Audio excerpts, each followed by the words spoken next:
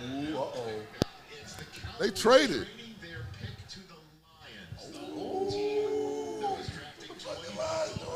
All right, Julius, hold on. There you go, Pop. Right there. Pop, start cussing. Oh, he already. Hey, He's already hot. already.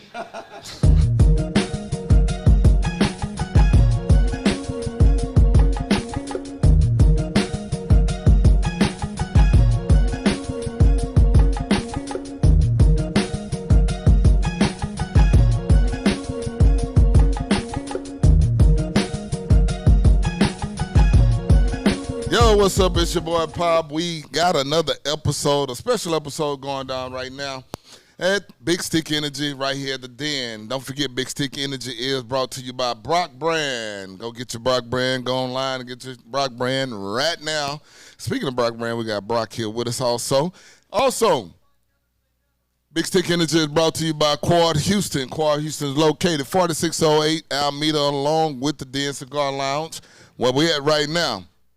And like I say, today we got a special day. It is draft day, and I got my partners in the building. They going this is how we're gonna talk about today is football. Period. Now, fellas, y'all do know it's unfiltered. The ones who've been on before, the ones who don't know, it's unfiltered. So whatever you say, you cuss, you do whatever, as long as you don't pull your penis out or nothing like that. We are good. None of that dumb shit. Don't be like a Steeler fan and do that shit. So they like the Flash, they meet. Or whatever it is that they got. Okay, so also, check it out, fellas, check it out. Another thing is, if you're going to speak, get to the point, leave it alone. Because some people can go over time, and this is not your show, this is mine. Now, I got my sidekick next to me, comedian Brady, Bob Brady. What's going on, bro? Man, I'm kicking but not high. Flapping and can't fly, talking and what? Telling no lies. There's two things I ain't never seen: a turtle with speed and a hoe I don't need. Nigga, you been reading too much. You been reading too much Pippen, Iceberg Slim, nigga. You know what I'm saying? You been reading too much Iceberg Slim. You did. So, yeah, next time, we got to pick that up. So, we're going to go around the room after Brady Bob. This is my main man, my partner, my boy, my little bro, Mike Brockers. Tell him about it. Tell him. I gotta get the mic. Yeah, how y'all doing? This is my first time on the show. I appreciate y'all having me. Thank you, bro. Yeah. I love the vibe and the whole atmosphere you got going on here. You're doing your thing. Hey, man, we just trying to have a little fun. This is what we actually do. We actually talk shit all the time. These niggas a little quiet right now, but we're going to say something to get everybody riled up. Yeah. Like Tom Brady, it deflated the ball type shit to get everybody riled up. Shut the fuck up. Don't say nothing on the mic. We're going to move on to Pittsburgh Steelers fans. Yes, sir. Tony Armstrong here. 6-time Super Bowl world champs. Pittsburgh Steelers. I'm in. 6 times. 6. And he's wearing the Steelers draws right now. Now let's go on to the next person over there. How y'all doing? My name is Floyd Johnson, sports promoter. I wear the Saints stuff because my boy coached for him. But other than that, I love all the teams. All right. Now this Negro back there. Come on, the black ant. Let's do it. My name is Terrence Shanks, Steel Curtain fan. Ditto what Tony said. You said breathe? Nah, his name is Terrence, a.k.a. French's. A.k.a. I got crumbs on my shirt. Oh, shit. We got this is my partner next to this is my other nigga right here. Come on, man. He'll fuck. I got 3 Steelers fans on right now. Let's go, man. Brian Maxwell, 6-time Super Bowl champion. Die hard. I do mean die hard. And he wears Steeler pajamas with the footies in them, like JJ on Good Times. That's what he does. My man, what we got? All right, we got Chad Williams, H-Town in the house, Texans fan, original Houston Oilers. Love them colors that my boys just put out this past week. We're going to set it off this year. So hold on, Chad. So why you ain't go? You said something you ain't gonna get your new paraphernalia. What's up with that? It'll be here Sunday. I'm gonna be rocking it Sunday. Y'all come to the Den and check it out. Oh, you rocking the new shit Sunday? Yes, sir. Okay, I do like the H-Town joints, though. The one that say H-Town joints. I do like those. Yeah, it's deep steel blue, baby. Oh, shit. All right, we got this. Come on. All man. right.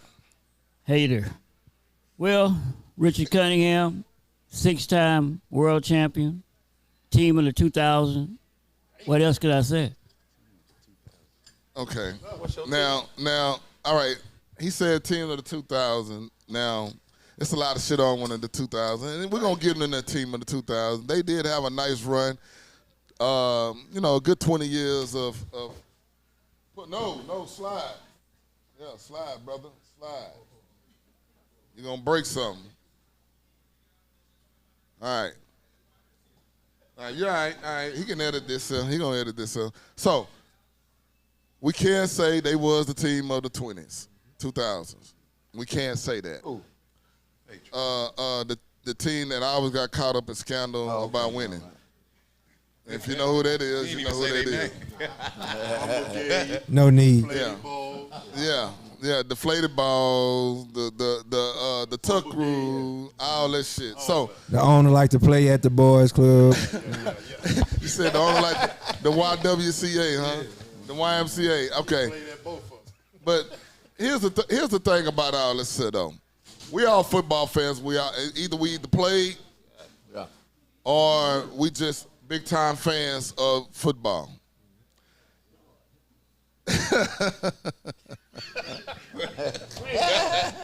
Praise the Lord. All right. So we all either play and we have Mike on with us who actually played and been in the situation that these guys are in right now, going into the NFL draft. Now, from what you said, Mike, it's a week-long thing. Mm-hmm. It's a lot of events that y'all do leading up until this draft. Yeah. Could you explain a little bit about what they're thinking and what's on these guys' mind right now? It's crazy. It's a crazy experience. Because first, you know, you're leaving from college. I actually played in a national championship game before I left. So I played in the BCS championship 2011. You know, I got my grade back from the NFL. They said I was going high second, first round. So I decided to declare for the draft. Got out of declared for the draft, worked out, did the whole combine thing. That's bullshit. But did the whole combine thing and, you know, got invited to New York because of my draft status. You know, I was in, you know, the first round, high second round. So they invited me to New York.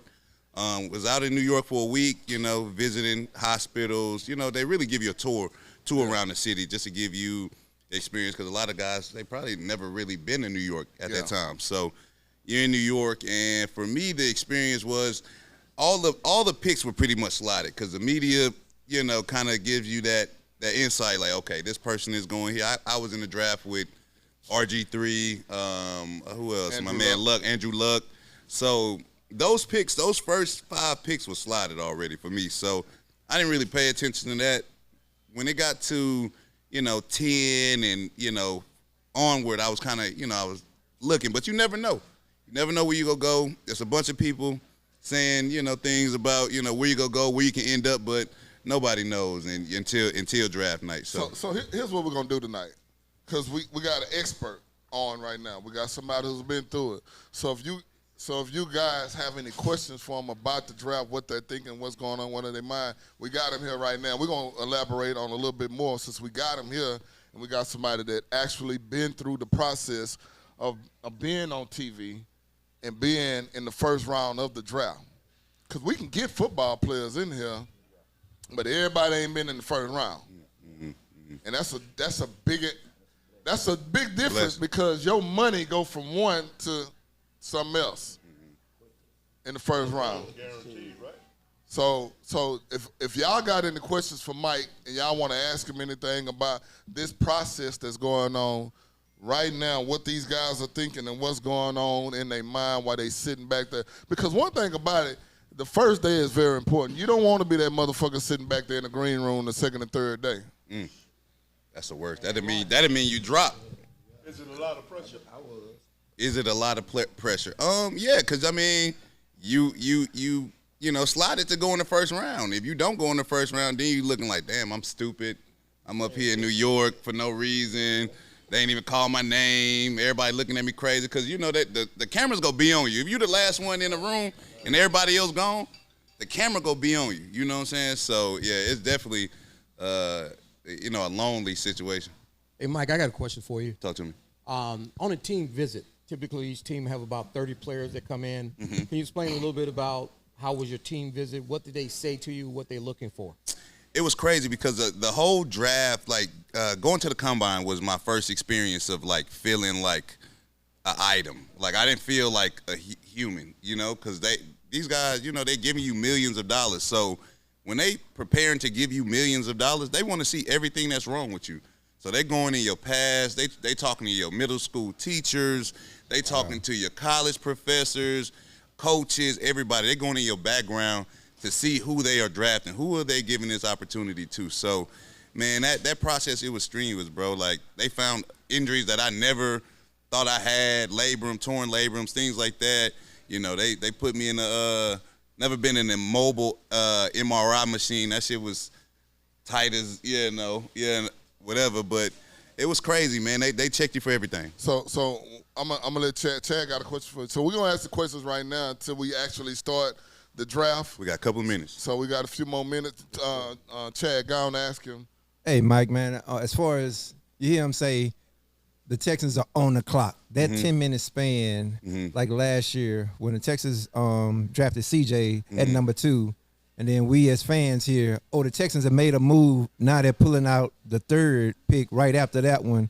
Is it really those major moves? I know these teams been planning for months and weeks, but from your perspective, are those major moves really made in that last 10 minutes like that? I mean, to be honest with you, I don't know how those moves are made, but when a team wants a guy and they feel like, oh, this is my guy, this is who I want, I don't want another team to draft him, that's when you see them big moves. That's when you see teams give up 2 or 3 picks or whatever to jump up. Because if a team like what's this year, Commanders, they need a quarterback. I think they're sitting at 2 or 1 or something like that. But if they were in the 20s, in the teens, and they needed a quarterback, they would give up draft picks to get their franchise quarterback. Yes, sir. I appreciate that. Let me piggyback off of that. So during that process, do you players know that they're making those moves? Do they inform y'all? Oh, not at all. Not at all. You know who knows the most is your agent, but he don't really know. You know, he's just hearing things through the grapevine like everybody else, you know. Right. He's giving you tips like, hey, I'm hearing Green Bay might move up. I'm hearing, the Rams might move up. So, stay by your phone, things like that. Because you never know who go draft you. It's a random number that's calling your phone. And, my situation, I didn't want nobody to call me, so I cut my regular phone off because I didn't want nobody bullshitting me, calling me from a random number, got me excited and shit. So I turned my personal phone off. I got a question for you, Mike. Talk to me. What's the risk, reward, and risk factor of being drafted? The reward and risk factor. So the reward is you get a team that's drafting you high, and they go give you at least 3 years to get right. If you don't get right in them 3 years, they go get rid of you.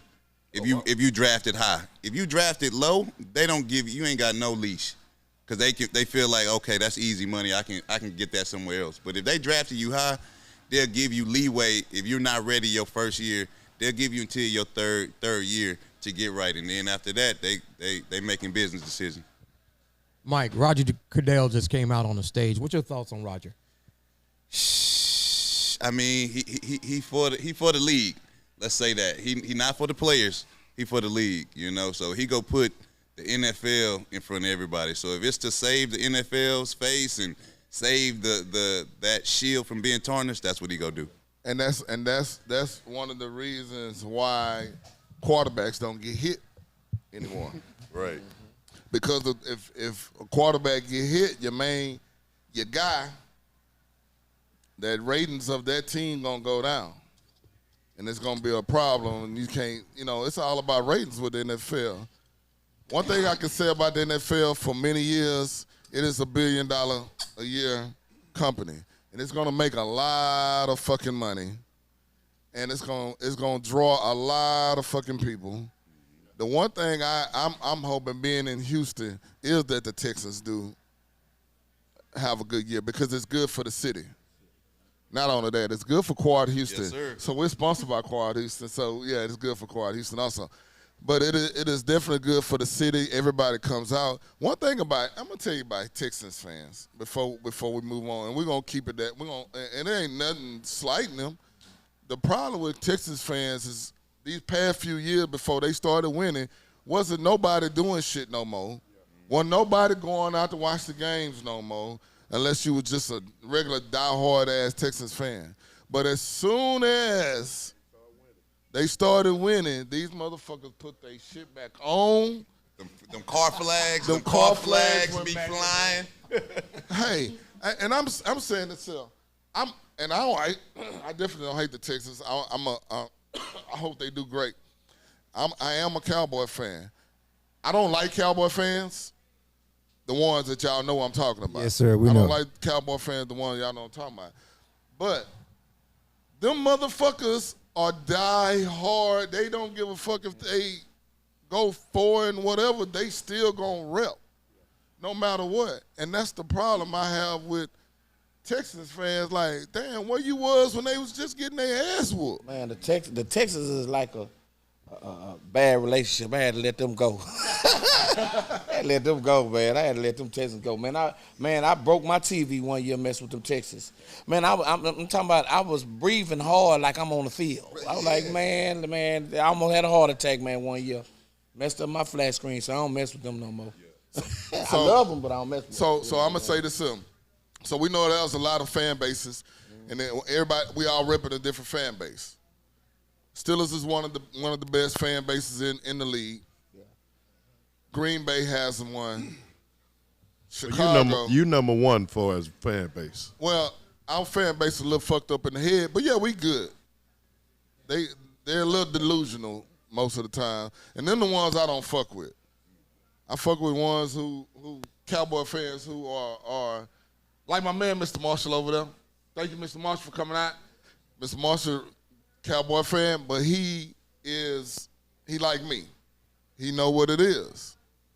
Now, when everybody asks me, hey, what you feel about what y'all need to do? And what's man, at this point I don't give a fuck. I don't care because I'm tired. It's 30 years. I ain't had shit to say in 30 fucking years. So I don't care about no goddamn regular season. When you get in that tournament, the tournament is different. Everybody team been to the tournament. When the last time Steelers been far in the tournament? 08. Hell, I'll take 08 right now. Shit. That's how bad I is. I ain't had shit to say since 1996. That's a long time, man. I was a senior in high school. That's a long motherfucking time. Well, Pop, going back to the fan base loyalty, you have to also understand, and I understand with the Texas fans on and off. They had a team, they lost a team.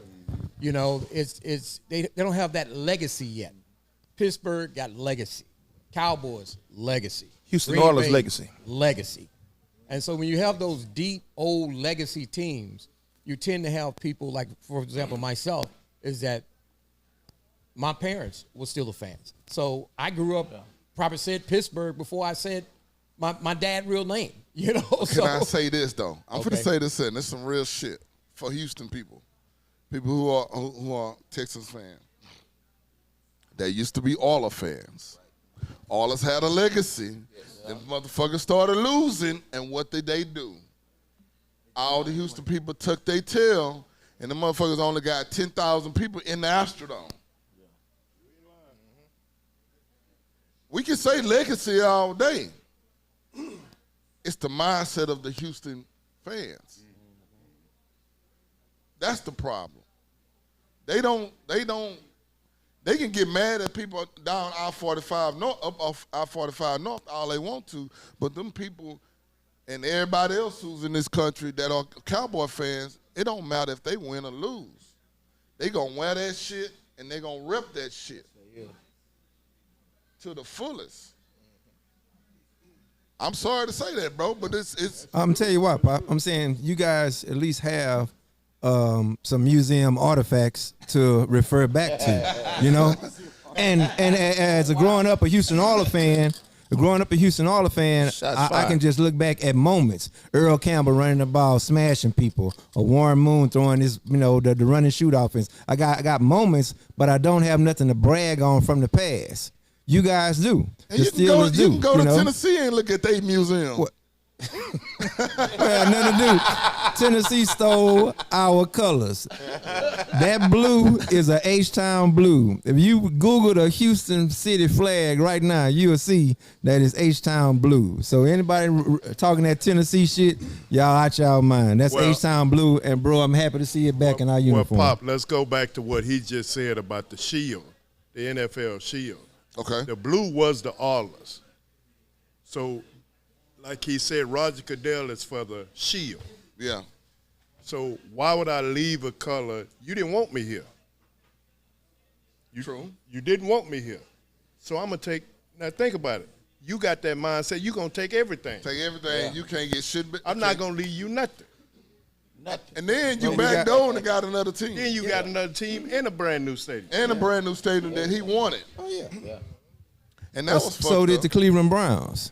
Yeah, but Cleveland people wasn't as bitter as a Bud Adams was. Oh yeah, exactly. Bud Adams, because Bud Adams really didn't want to leave Houston. Okay.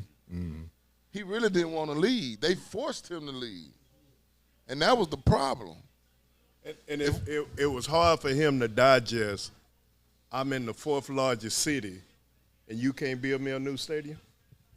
And I feel him on that. If you can't look out for me, and I got a product here, come on, man. I'm finna go somewhere else that's gonna show me that love. That's gonna give me what I want. Not even that. Remember that the Oilers was the shit. And yes. And they was the #1 draw in Houston. Yes. What you gotta say, Floyd? But yeah, that's one thing, Pop, I was telling you about Chris Dishman, my boy, last time. It's a lot of the players didn't want to go to Tennessee because I worked with them in the locker room, and these guys was actually cussing the equipment guys out, cussing people out, and I was in there quiet because I'm not part of the team. I'm just sitting there in the corner like, oh, man, don't get me kicked out. But they was actually, Chris got into it with the head coach, and they butted heads in the practice facility, and Chris is very outspoken. Which was your ex-head coach? Who? Jeff Fisher. Jeff Fisher was your, Chris. Jeff Fisher was the he was your head coach, Mike. Yeah, he cussed out Jeff Fisher, and he said I would not go play for the Tennessee Titans. He told them to trade him that day in the locker room, and that's how. But Dish was the best defensive player for the Oilers. Warren Moon was the best off. So a lot of public don't know that the players didn't want to leave, but they had to because that's who paying you, Mike. You understand that? If you getting paid all this money, what you gonna do? Go home and not get a check? Right. So people don't understand that about players. All right, fellas. All right. So the first pick is in. Who we got? We already know who's going. We already know who's going. Caleb. I hope he ain't got his fingernails painted. He got him painted orange. Oh Lord. Pop, they're gonna be painted orange. Oh Lord, man. What is wrong with these cats? There is. So, all right. So Caleb Williams, #1. We already knew that was gonna happen. What's everybody's thoughts on Caleb Williams going #1? They did everything. They said they was gonna do. They built the whole team. They got rid of their other quarterback after 2-3 years. They franchised quarterback. They traded him off of this guy. So I mean, they putting all their poker chips in on this guy. So hopefully he turn out to be something. Light skin is in. Okay, the light skinned brothers. Okay, they furs this year. Okay. So what's up with the light skinned brother? Nah, it's just something. Okay, you just want. Okay, I got you. Yeah. My goddamn sidekick right here. He just wanted to say something. So any thoughts on Caleb? What you got to say, Tony? What I was gonna say about Caleb is that already he's been anointed, and they mentioned his name with Patrick Mahomes, and I think that's gonna be a tremendous amount of pressure on that kid. Also, I mean, they built a better team around him. Also, they got a good quality receiver now, and they just got in a free agency. But when you have that type of pressure as a rookie quarterback going into the NFL, this game is about to change. And can I say this before y'all go on?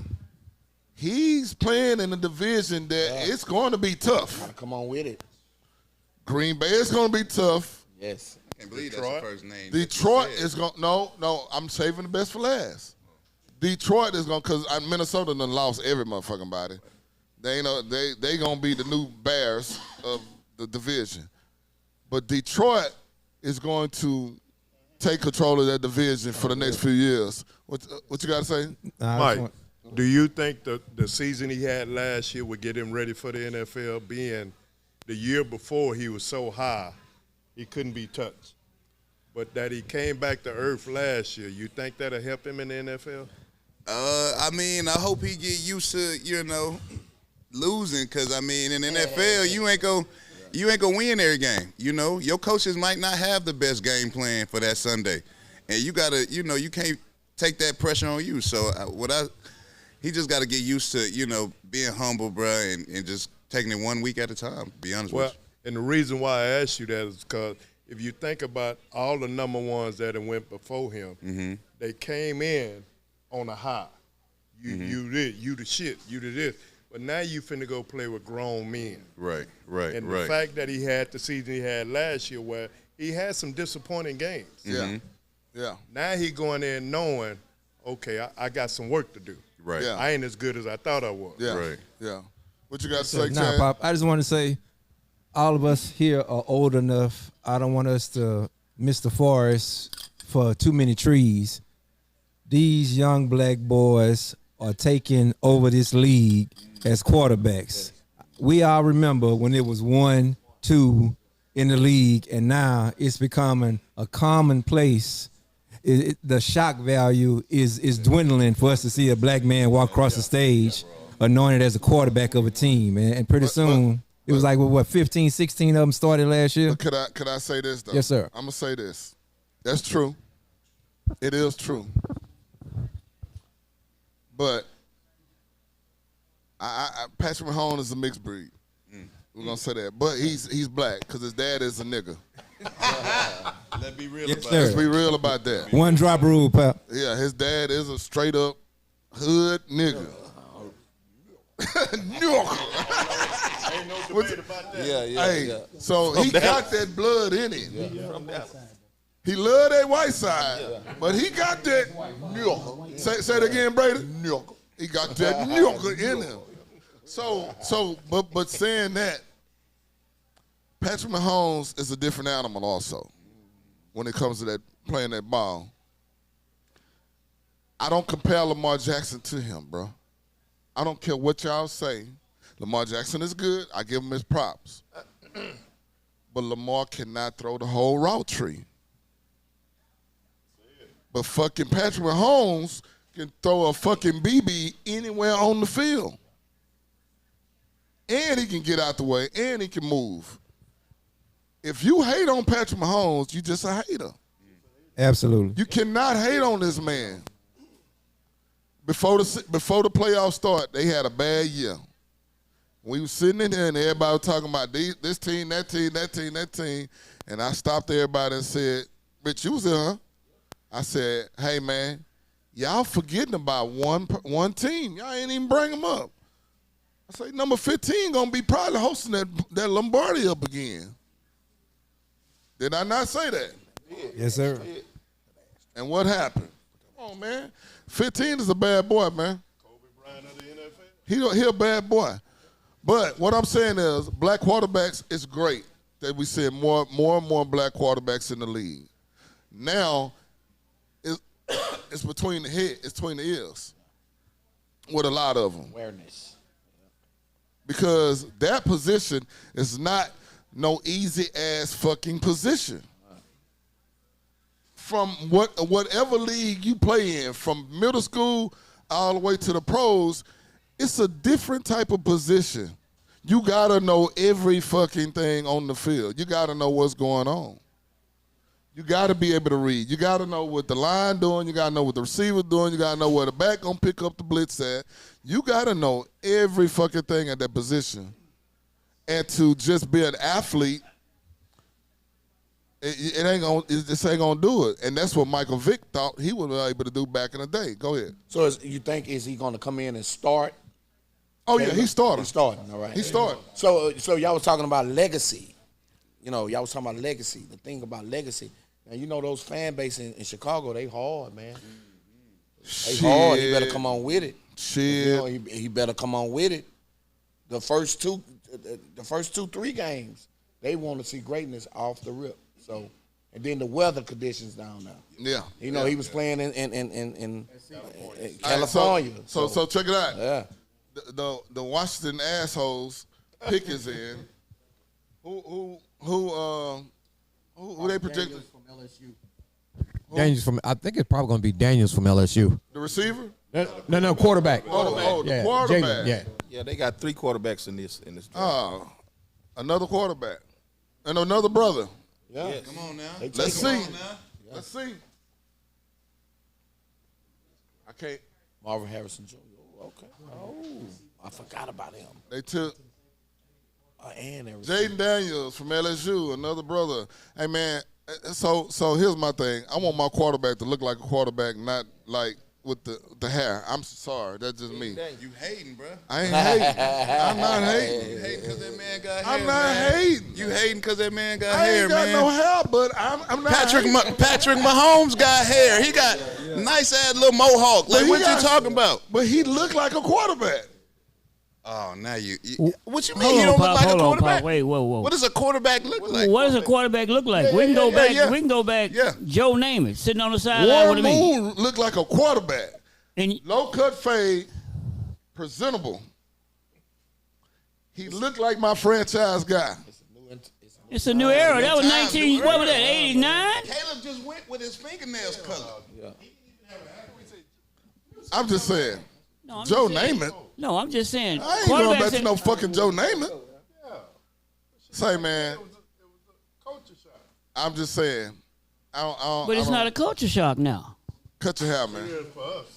Can I say cut your hair? Hey man, I'm growing hair. In your biased opinion, Yeah.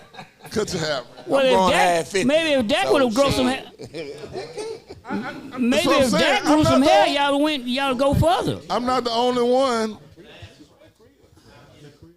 Pop, I got a question. Hold on. 1 second. Mike, he got a question for you. Yeah.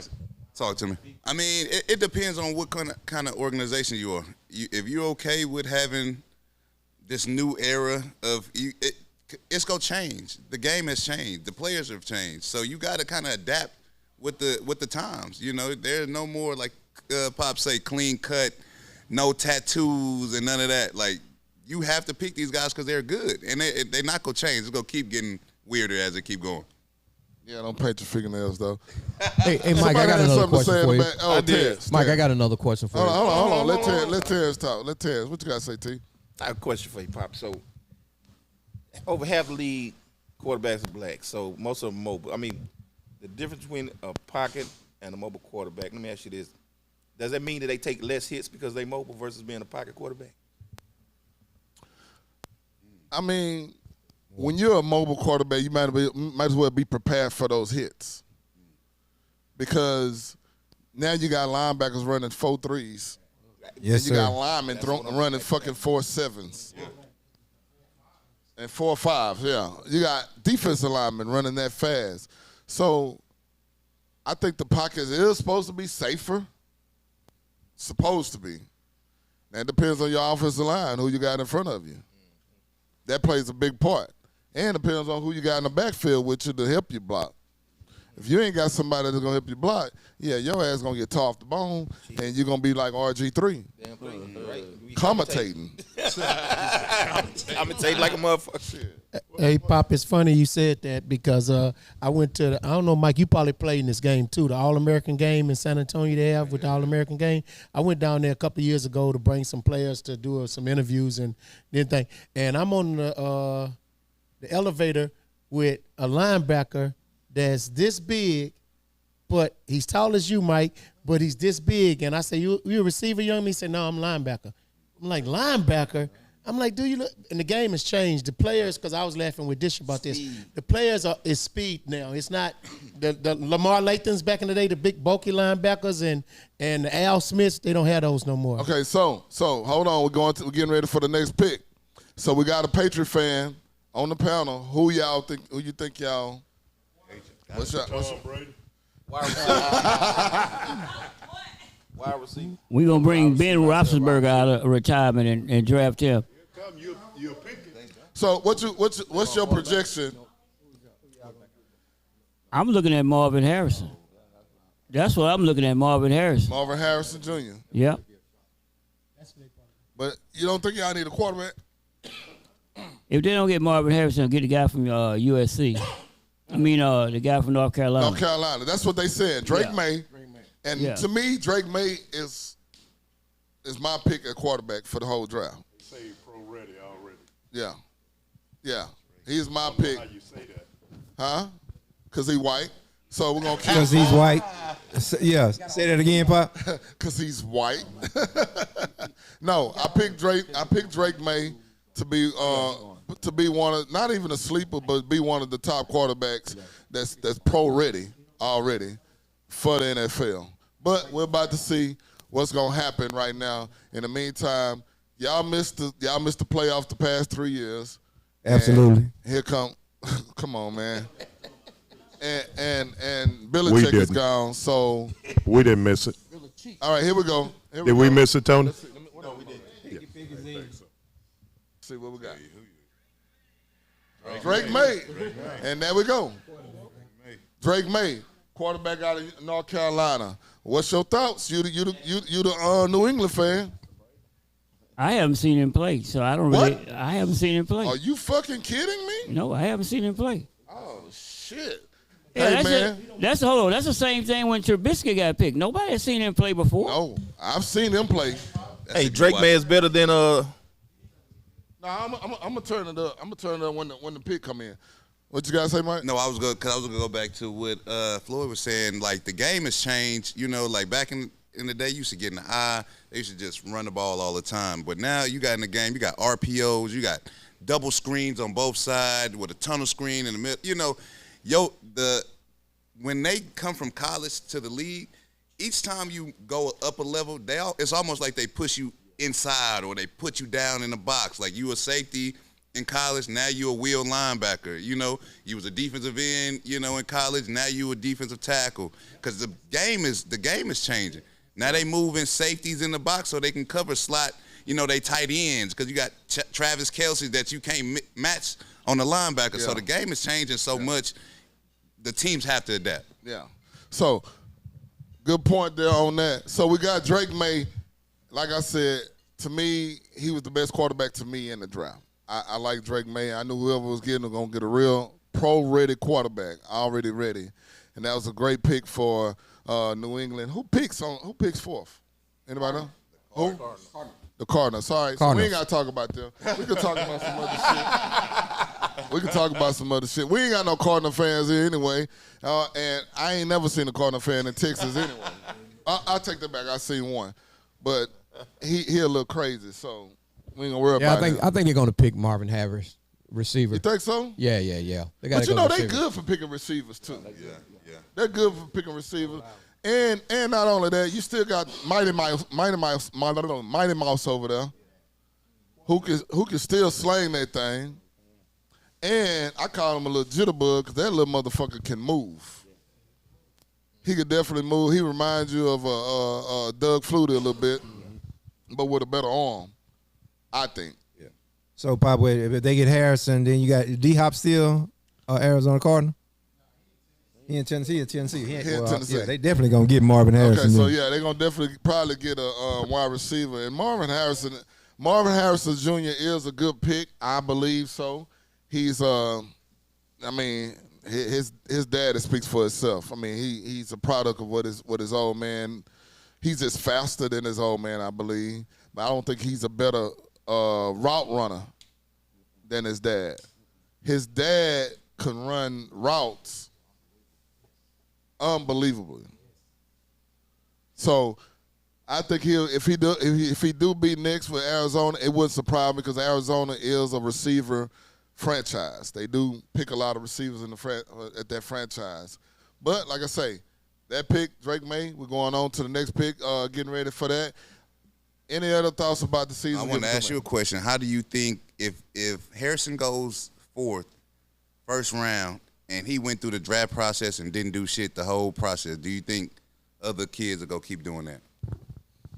If his dad is in that position to help him. Yeah. I mean, he didn't do nothing. He didn't show nothing this whole draft process, which is good. He was trash in the combine. You're right. Who? Harrison was? Yes. Harrison didn't even go to the combine. He didn't go to the combine. I think he might have missed. That's my whole point. Right, he wasn't there. He wasn't there. That's what I'm saying. Like, will you see a lot of guys that's projected to go that way or projected to go high like that?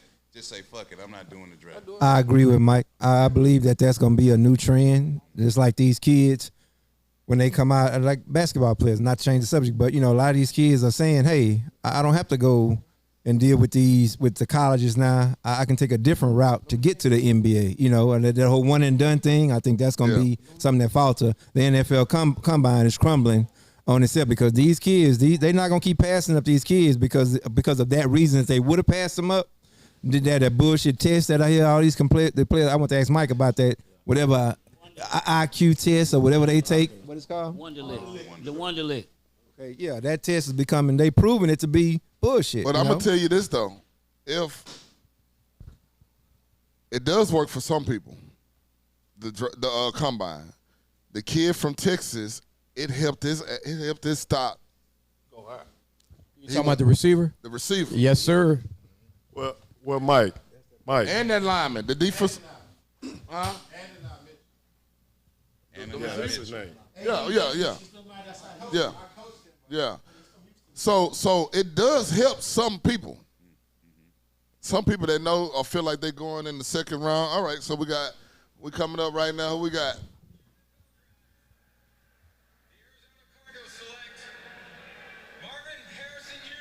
There we go. Yeah, I was on it, fellas. There we go. So we got Marvin Harrison Jr. going number 4. And see, now I don't mind my receiver looking like that. That's my receiver. I don't mind my receiver looking like that. How? All that shit in his head. I don't mind him looking like that. That didn't want none of that. Yeah, looking like the Migos. I don't mind my. You know Harrison can't get on there, man. They'll start questioning that man about cases and shit. I don't. You know what's funny, Pop? Pop, you know what's funny? I laugh because I used to have long hair back in the day. You remember that? Yeah. And Eddie George told me to represent him. I had to cut my hair because I'm the business side and he the athlete. But Eddie had bald headed, and several athletes told me that. And as a businessman and getting older, I guess they was right in a way. I had to cut the hair because some certain people looked at me a certain way as an athlete and a businessman. So you can't really get on them players, like you said, Mike, for having the long hair. No, what I'm saying is The quarterback, yeah. I don't mind everybody else, But the quarterback. but my quarterback, I want my quarterback to look like, A quarterback. because like Pierre said, you're the face. Yeah. You're the man. You're the one that we're going to put in front of the TV Exactly. every time. But these young players different. And I get it. I get it. They love their hair. Yeah. And nails, apparently. I'm going to put the mic down with that. I mean, hey, look. Dude love his hair and nails. You know what, Pop? I just hate the Jerry curls not back. So That's what ruined y'all. I could just imagine how that helmet smelled. That's right, that ball now. That ruined all them goddamn chemicals. I could imagine how that helmet smelled with a fucking Jerry curl. Hey, Pop, like Soul Glow. Now, back in the days, Chad, when we was in school, we had the flat top. Now, when you put the helmet on with Rodell, it had, when you took it off, it had lines going between your head and your whole, And that Nino Brown. Yeah, you had the Nino Brown look. Come on, man. You got to help me out. You supposed to be my side. You played at Yates. You know how it was when you put the Rydell on with the flat top. Yeah. I had a bald head, though. I know you had a bald head. Yeah. I had a fade. I ain't wear the flat top in high school, but I knew guys that did. But that Jerry curl, they eyes be burning. Yeah, and the guy that I wish that was here, he not here. We would ask Combo because he had a Jerry curl back in the day. Well, you had to put the plastic bag on your head, right? It's too much. It's too much work. That's for Wheatley players that did that shit. Oh, he gonna watch this shit. I don't give a fuck. He gonna watch it. But yeah, that's Wheatley players that wore the Jerry curls with the bag on their heads and but no, I could just imagine how that shit smelled back in the day with a fucking Jerry curl in the helmet. Huh? Like the Chargers made their picks. They was. So who got next? So who we got next? Number Chargers. 5. Yeah. I They think need a quarterback. They don't need a quarterback. I think I yeah. think they're gonna I think they go O-line. I was Joe gonna Alt. say that. Yeah, I think they're gonna. That's who I think they're gonna go. Well, They're gonna go line. I you think. got Receiver. So you got one of the best young offensive linemen already on your team right now, which is what's the big boy name? His dad went to Casimir. Chargers. Yeah, but you got to keep in mind that the Michigan coach is there. What's the old Michigan? Harbaugh. And Harbaugh, like them big boys up front. Harbaugh is there. So he'd like to establish the run. He's gonna run that ball. So that's why I say O-line. So yeah, they did lose a receiver. They lost both of the They lost receivers. both of them. Both of them. Okay. So, They're going receiver. That's my opinion. yeah, Mike.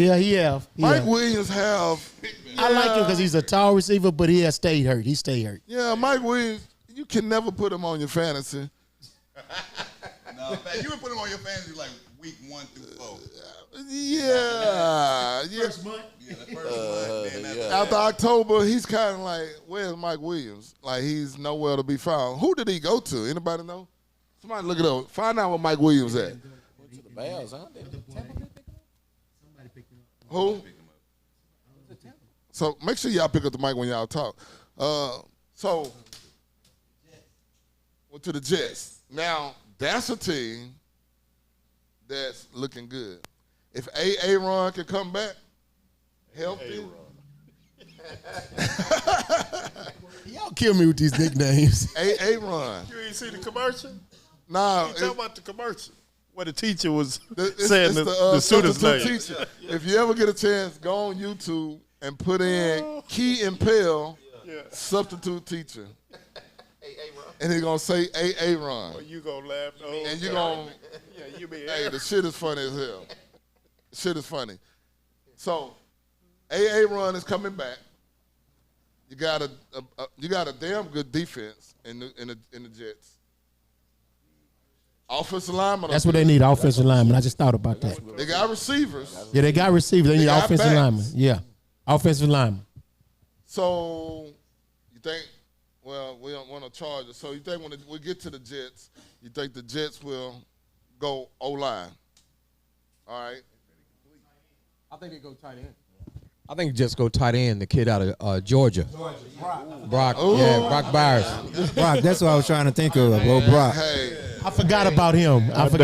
Tony, you've been doing some studying, huh? hey. Now, I'ma Tony's tell you, the general manager. Somebody thought I was crazy when I said I'll take him at my number 1. They like, are you serious? Like, shit. To have a tight end to change the game, Say that, bro. tight ends change the game. If you got a good-ass tight end, you could damn near do anything you want.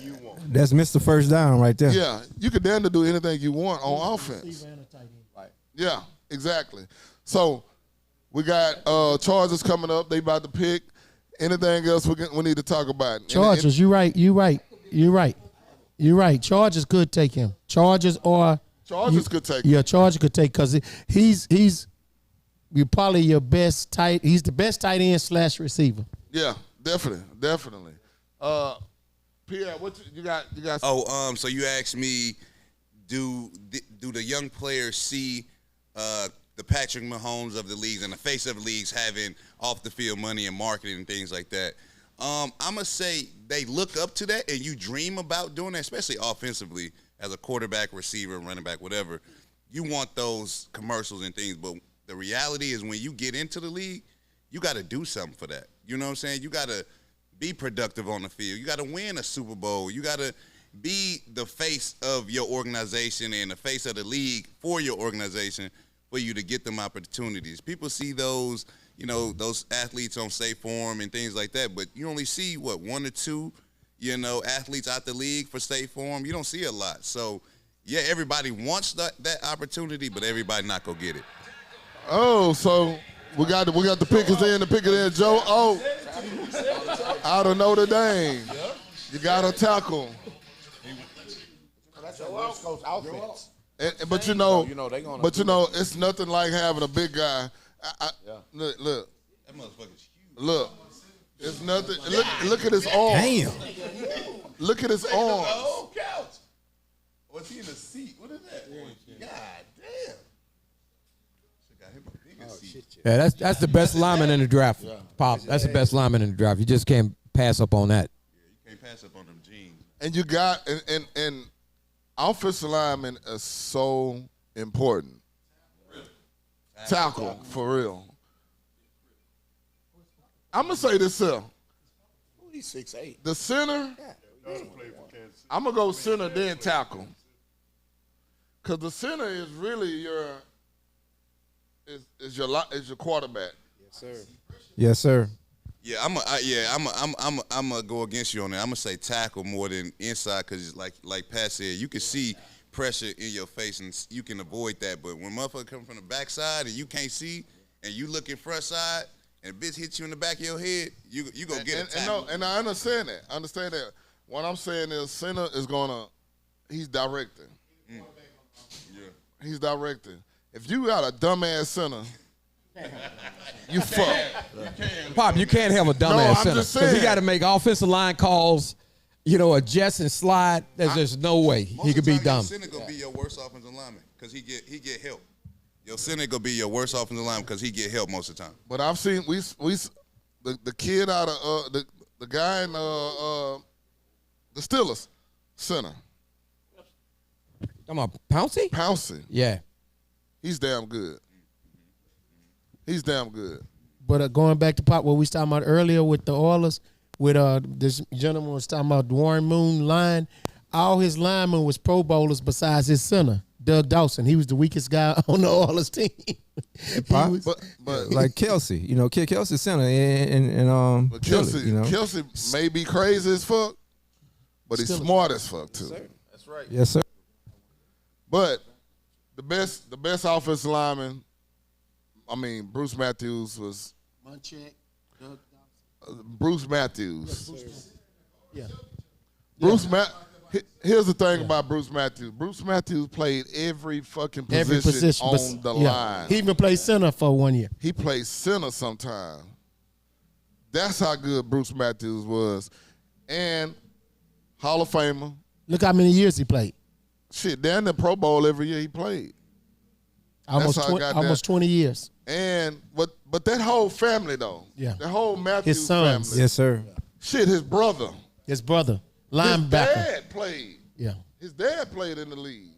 So that whole family, I can just imagine going Thanksgiving, what the fuck all you gonna talk about is football. Ain't shit else to talk about. Like the Harbaugh family, what else you gonna talk about? Football. The Manning family, what you gonna talk about? So you got New York up next. So All right, the New York midgets are up next. So what are we looking at? I'm looking at DB, Malik DB, I think. Neighbors from LSU. Yeah. LSU? Yeah, that's right. Malik Neighbors, I think they're LSU. gonna get that cornerback from Alabama. I've been with a number of draft parties. Tony, you doing well today, sir. Tony is doing very well. He's been studying. But hold on, let me just say something. Neighbors. Wait till the Pittsburgh get ready to draft. I watch a lot of college ball, man. He's trying to be he's trying to be the black Mel Kiper. With muscles. What now? Say that again. The black Mel Kiper with muscles. Muscles? Yeah. So everybody, you said the LSU guy. Who we got? Anybody else? Anybody else? They need a quarterback. Shit, you ask me. Shit, they do need a quarterback. Nah, they ain't gonna get Pop, that. they just paid their quarterback. They just paid him all But that he ain't money. been playing. He ain't played the whole. But they just paid him. They got DeVito. DeVito played last couple games. No, he started the last 2 games. All right, there we go. Malik Neighbors.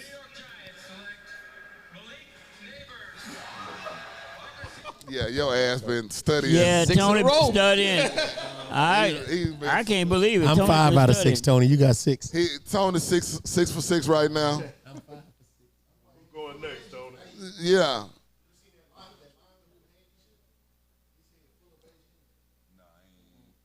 So the Giants done picked the kid out of LSU, wide receiver. That's always a good pick now. Hey, LSU does really well in the draft. Every year. They always got good guys coming out of LSU, especially the DBs. DBs and D linemen and receivers. And we got an LSU guy with us right now. LSU love their guys. Yeah. LSU is, have you seen LSU's locker room? That shit is. I paid for that motherfucker. Hey, Pop. What's up? Their locker room is crazy. One of my boys, actually from Houston and from TSU, Cortez Hankton, is the receiver coach right now. But he won a ring with Georgia, for 2 rings with Georgia. Then he came to LSU for the last 2 years. But he's a Louisiana guy too, and he was telling me that LSU, and I laugh because the events I've done in LSU, meaning in Louisiana, everybody loved LSU is like their pro team. So let me tell you this. When Mike was going to LSU, that was the first time I went to a LSU game. If you've never been to an LSU football game, put it on your list. The tailgate is like no other tailgate. Pop, hey Pop, you got to do that LSU. night. You got to do that night at LSU. Man, That's crazy. Now you went to a Florida game. I went to Florida. It was going into the night. It It was going into the night. So I went to the Florida game.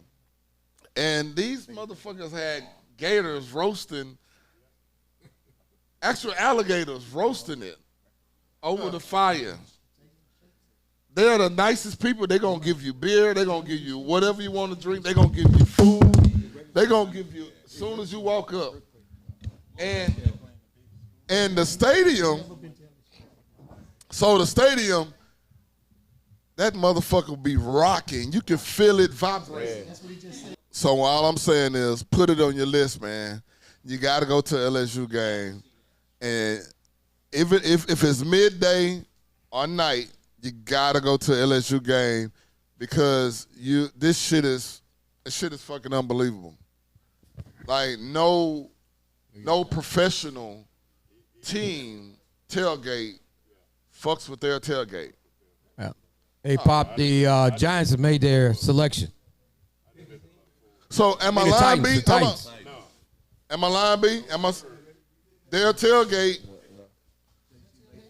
If you want to see some $2 million RVs, go to LSU tailgate.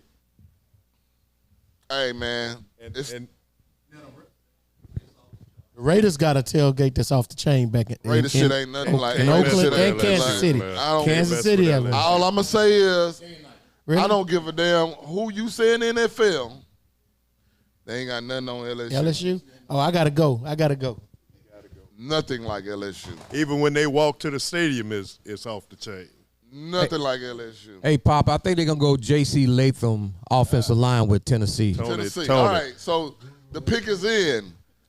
Mel Kiper, the black Mel Kiper have spoken. Who you say, Tony? J.C. Latham offensive line. Let's see if he can go 7 for 7. If not, he owes everybody a stick. Oh, hell no. 7-7. Hey, let's go get them Tatianas out my car. Hold on, Les. You got Tatianas? I'm about to say, hold on. Why you gonna put Les say he got I Tatianas? said, let's go get the Tatianas out of my car. Oh, what you doing with Tatianas? You know, I do have. Oh, okay. so, We don't want to all talk right, about that. We don't want to talk about that, man. I know what you do with Tatianas. Yeah. He got a lot of that. Tatiana's laced. He keep a lot of that. Laced with something. Hey, girl, take this up. Bill Cosby brain. A Bill Cosby Tatiana. He got Bill Cosby Tatianas. Girl, smoke this up. Make you feel good. All right, so the pick is in. We're waiting on the pick right now. So what else we got going on with NFL? Man, May 9th? May 9th is the schedule. We're gonna be ready for that day.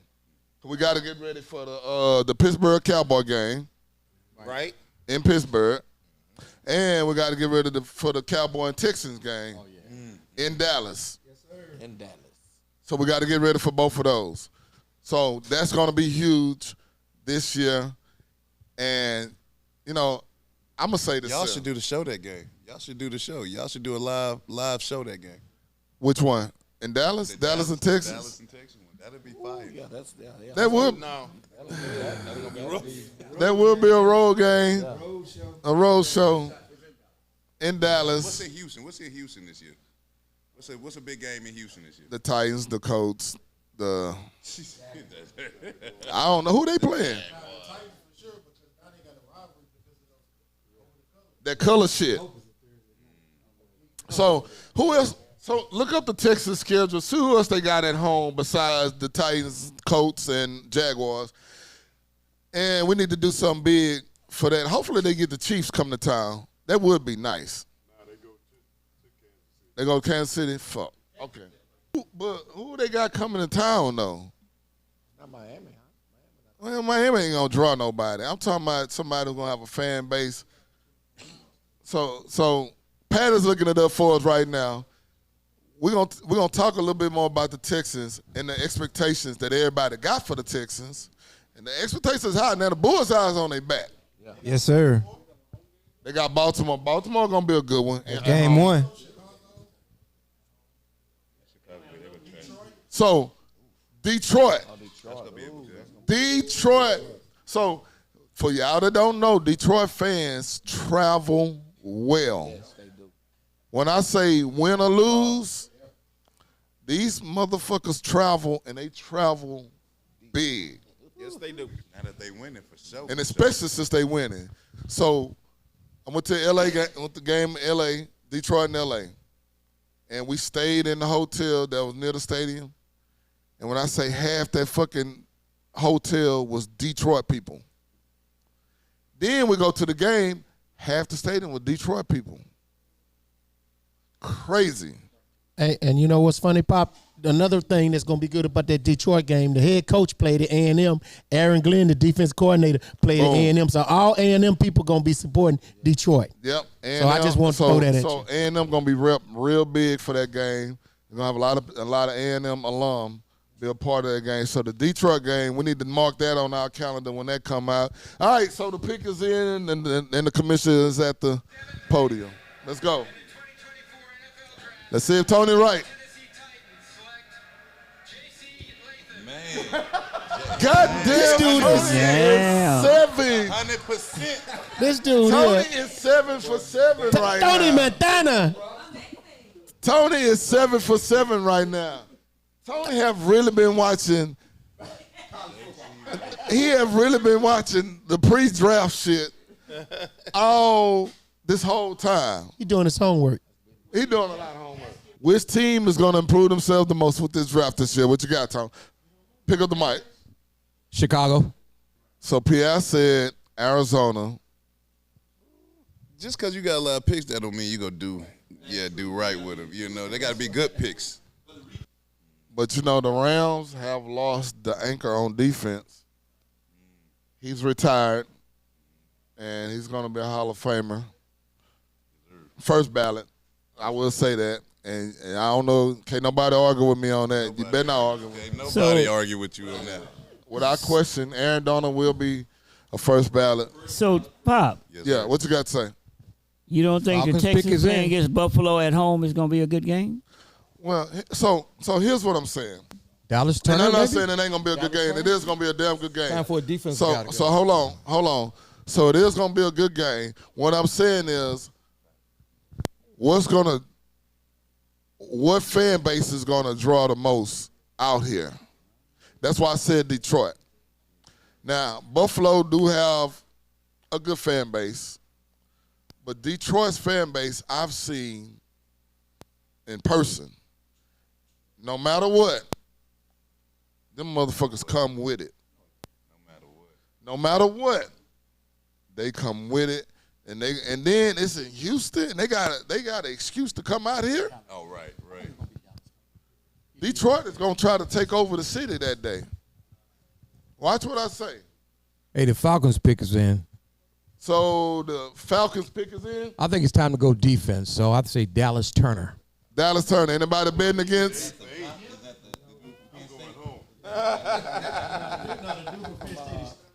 So check this out. B said if you go 8 for 8, he leaving.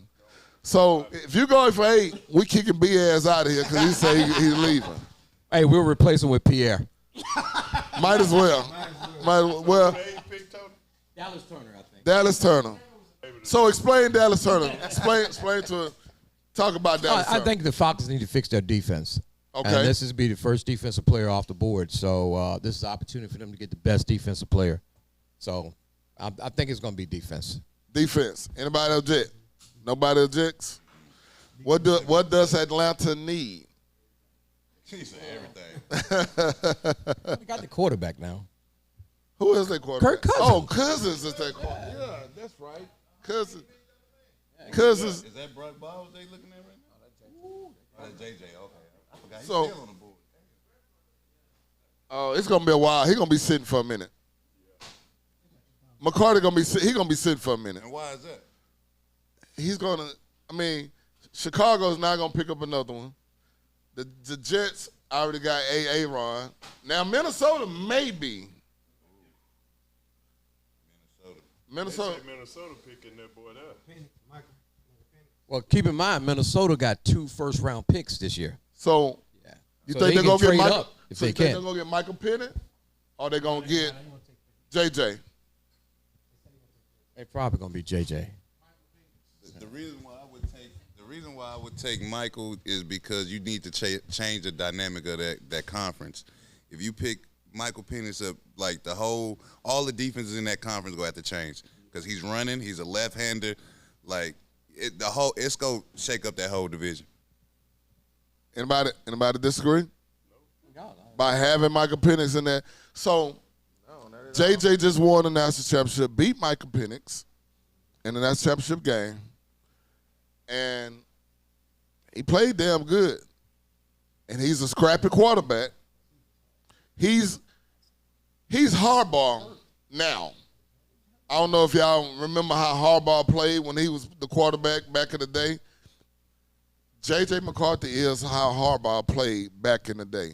He's a blue-collared quarterback. He's tough. I ain't going to say he's very accurate, but he's good. He's good enough to win some games. So this Falcons pick is in. Let's see if Tony is right. If he is, B got to leave. Bijan Robinson. Wow. Wow. You 7-1. Hold on. That's a shocker. You 7-1, buddy. So is a I shocker. was just about to say that. Hold on. So now they want to go back to Michael Vick's, a left-handed quarterback, Yes. Yeah, and they run that pistol shit. and they run the pistol. But they're going to be, they paid Kirk Cousins a ton of money. But when has Kirk Cousins played the whole year? All right, so hold on, Coming off time an out. injury. So hold on, time out. I may get mad at me for saying this. So I'm looking at the boardroom. It's a bunch of Negroes in there that's doing the picking. Yes. Hey, we can't have all this racism on this show like that, bro. I'm gonna be Uncle Rucker for a minute. But you got a bunch of Negroes in there, and you just picked up Kirk Cousins. And signed him for a ton And of money. signed him for a bunch of fucking money, and you go pick Michael Penix Jr. Yes. Well, y'all the jury? What does the jury say I'm about gonna that? say it's controversial, but I'm gonna say you got an older guy coming off an injury. You need a solid backup. You need somebody that Kirk Cousins can teach and show the ropes and shit like that, because he ain't gonna play that long. And I understand that. I agree. But do you think you could have got a quarterback in a later round? Well, see, this Not with that caliber, Pop. right. Not with that. Right. Not with that Hey, Pop, caliber. So to me, that just mean a future pick. Yes. That's all that is. Because if Kirk Cousins stay healthy, Penix not going to see the field. But here's my thing, and I'm gonna say this here. Hold on. The reason why I wouldn't have taken that pick, because I would have took something different. Defensively, I'd have took something. I wouldn't have spent my first round pick on the first round on a quarterback. When I got number one, I got Kirk Cousins. Number two, if I'm going to get somebody to back him up, I'm going to go find somebody to back him up. I wouldn't have wasted that pick and that money on a quarterback. Hey, Mike, let me ask you this question, Mike. Yeah. Hey, Mike, let me ask you this question here. Okay, Penix probably won't see the field. If he does, it may be later on in the year. Right. But does that send a message that we're not really concerned about winning now? When you pick a pick that high, right. top 10 picks should be starting. Right. I think, like you said, it's a future pick. I think they kind of solidified that quarterback right now, but it's a big question mark because this man is coming off an injury and he's 37 years old. So it's like you need to have a guy behind him, a young guy that you can call your franchise quarterback after he gets out of here. And I definitely understand what y'all saying on that, and that's true. But, and I'm not a general manager. I barely play fantasy football. But I don't. To me, I don't think I would have made that pick only because I would have just waited and see because I done spent this money on this guy, and now I got to spend some more money on another quarterback. Man, you got a new coach. He doing whatever the fuck he want to do. They can't get rid of him this year. Who is the coach again? It's Raheem Morris. Once Was he the again, coach for the Tampa? hold on. Was he a Tampa Bay head coach at one time? Once again, we got Negroes. Here we go, Uncle Ruckus. I'm gonna put my Uncle Ruckus hat on this. We got a nigga running this shit, and he go and pick. I'm just leave it at that. Cause what have Raheem done? Anybody? He got a Super Bowl with the Rams, defensive coordinator. Once again, what has Raheem done? Because that was all Aaron Donald. Yeah. That was all A run. Oh, shit, we got a new pick.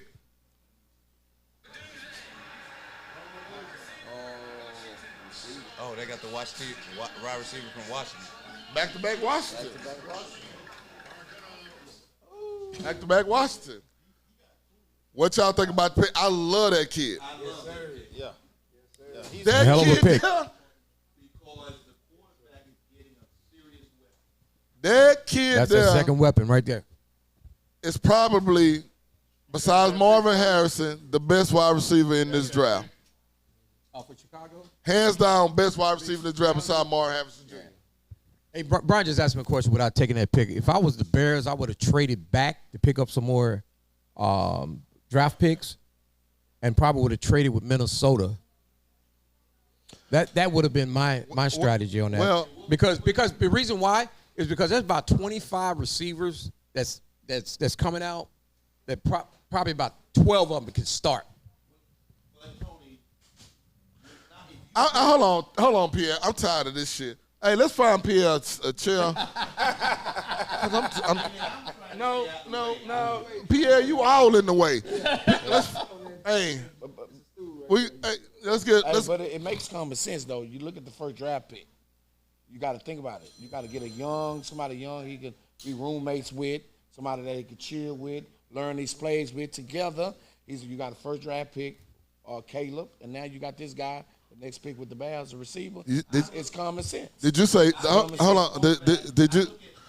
Did you say be roommates with? Yeah. I don't think I want to be roommates with nobody painting their fingernails. I mean, but hey, you got to. Hey, I want that. I'm a receiver. I play receiver. I understand what you're saying. I would have went with him because money make you overlook a lot of shit. I want to look at a comparison. Look at Burrow and the young man that's the wide receiver with Burrow. You have to Chase. create chemistry. Yes. Jamar Chase. Yeah, right now.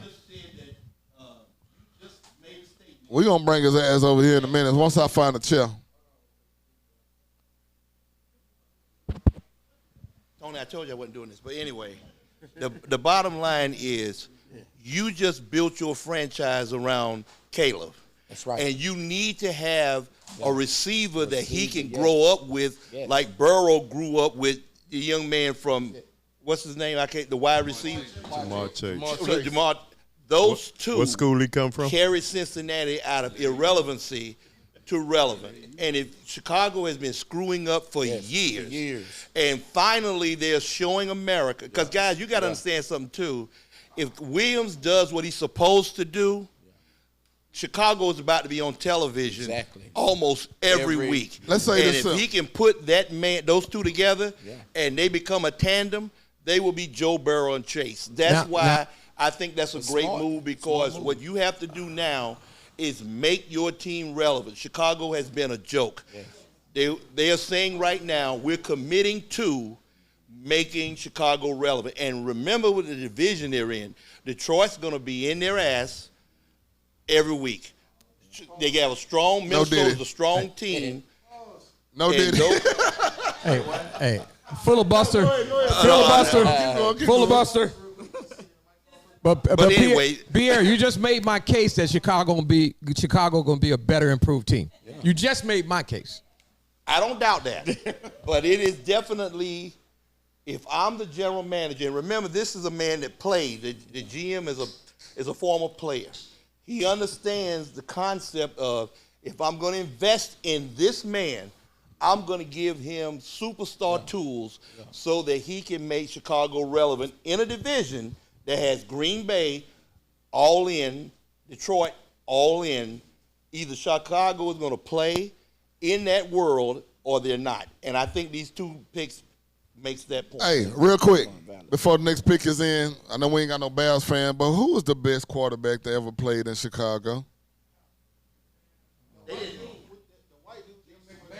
No, he's a manager. I would say to you that Chicago has not had a serious quarterback in its history. Oh, Chicago has not had a serious quarterback in its history. So we're not going to talk about Jim McMahon at all. You don't think Cutler was a good quarterback? Jim McMahon was. I think Jim McMahon. The defense carried that team. The defense carried that game, but also Jim McMahon was a good quarterback. Yeah, I ain't saying he was lights out. On Tecmo Bowl, he was. No, He was a good manager for their team. Pop, what about their Cutler? defense was a beast. Their defense hold won. on. Time out. You said Cutler? Yeah. Who said Cutler? Cutler didn't make the. Hold on.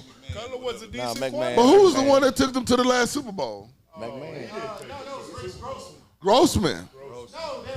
No. Devin Hester took them to the I'm talking about the quarterback. I ain't talking about Devin Hester. I know what he did. So in other words, Chicago had a shit for brains quarterbacks. This their time. And this is the time for Chicago to step up and hopefully they will. Well, Pop, let's not forget about Sid Luckman now. Who? Sid Luckman. Mike Jones. You talking about a motherfucker that wore a leather helmet? He said Sid Luckman, 1940. Hey, man. Hey, Pop, tell him to order some French. 1959, Pop. Pierre, switch with him, please. Yeah, he came in. He's out of switch. I'm making it relevant when you talk about trash quarterbacks. Somebody who played with a leather helmet. Didn't Sid? Didn't Sid Luckman come on World War II and started? Hey, man, get your boy, man. Get your boy. That's your nephew. Get your boy, man. First of your all, nephew. That nigga went to Madison. there's not been a There serious we go with quarterback that in Madison Chicago bullshit. ever. Jim McMahon was the most popular, but he was. Kalen Williams is Chicago's saying with Kalen Williams, we are changing to now. We're not talking about what happened 100 years ago. We're talking about right now. And if I got Goff in Detroit, and they're going, and you got an offensive-minded person in a coach in Minnesota, you have to play in that space. And to play in that space, you just pick the best quarterback ever for a while anyway in Caleb Williams. Okay, so keep that thought. Hold on, Tony. I'm about to talk about the next pick, Minnesota. Who you got, Tony? You missed one so far. Who you got? Bo Nix. Bo Nix. They got to go quarterbacks. Bo Nix. Bo Nix is a 10-time senior. Okay, question. Would it not be J.J. McCarthy because they have an offensive-minded coach and he feels he can pull the best out of someone like J.J. is like Kirk Cousins. The only reason I say hold that thought, Pierre. Hold Yes, that thought over there. And what I want to say about Minnesota, looks like Minnesota need every fucking thing that's on the map. Like they done got rid of everybody pretty much on that goddamn team. So Bo Nix. You got Bo Nix or JJ? I got JJ. You got JJ? I got J.J. You got JJ. You Bo got Bo Nix. Nix. You Bo got Nix. JJ? Bo Nix. Bo Nix. Bo Nix. Bo Nix. Bo Nix played 10 years. Bo Nix is a super duper senior. Yeah. He done been through 2 presidents. Goddamn. Pop. This Yeah, we can play a long time. What's that?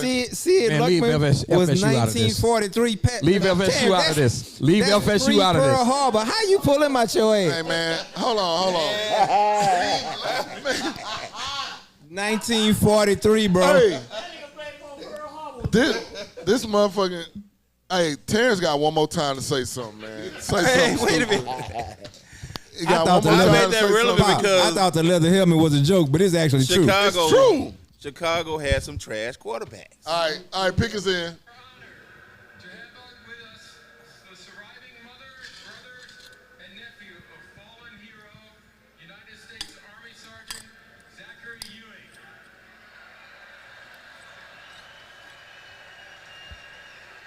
Bo Nix might not even get picked up.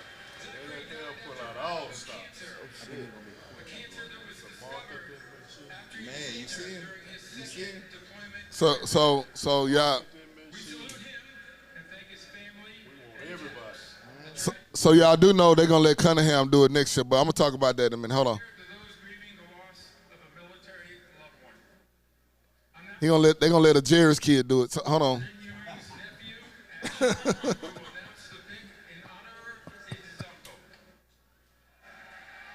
All right, who we got here? Minnesota. Bo Nix or JJ coming up right now.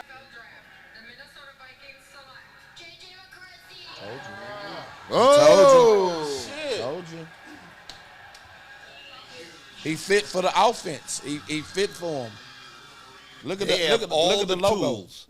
They need a quarterback. hold on, Pierre. I'm sorry. Hold on. So, and he looks like a quarterback. Yeah. So,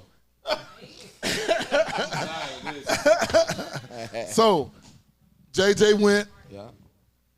He's the fit for now. He gonna get his ass whooped the first few years. I'm just gonna say that right now. They gonna beat his ass, especially Detroit. Detroit and Green Bay gonna beat the shit out of him.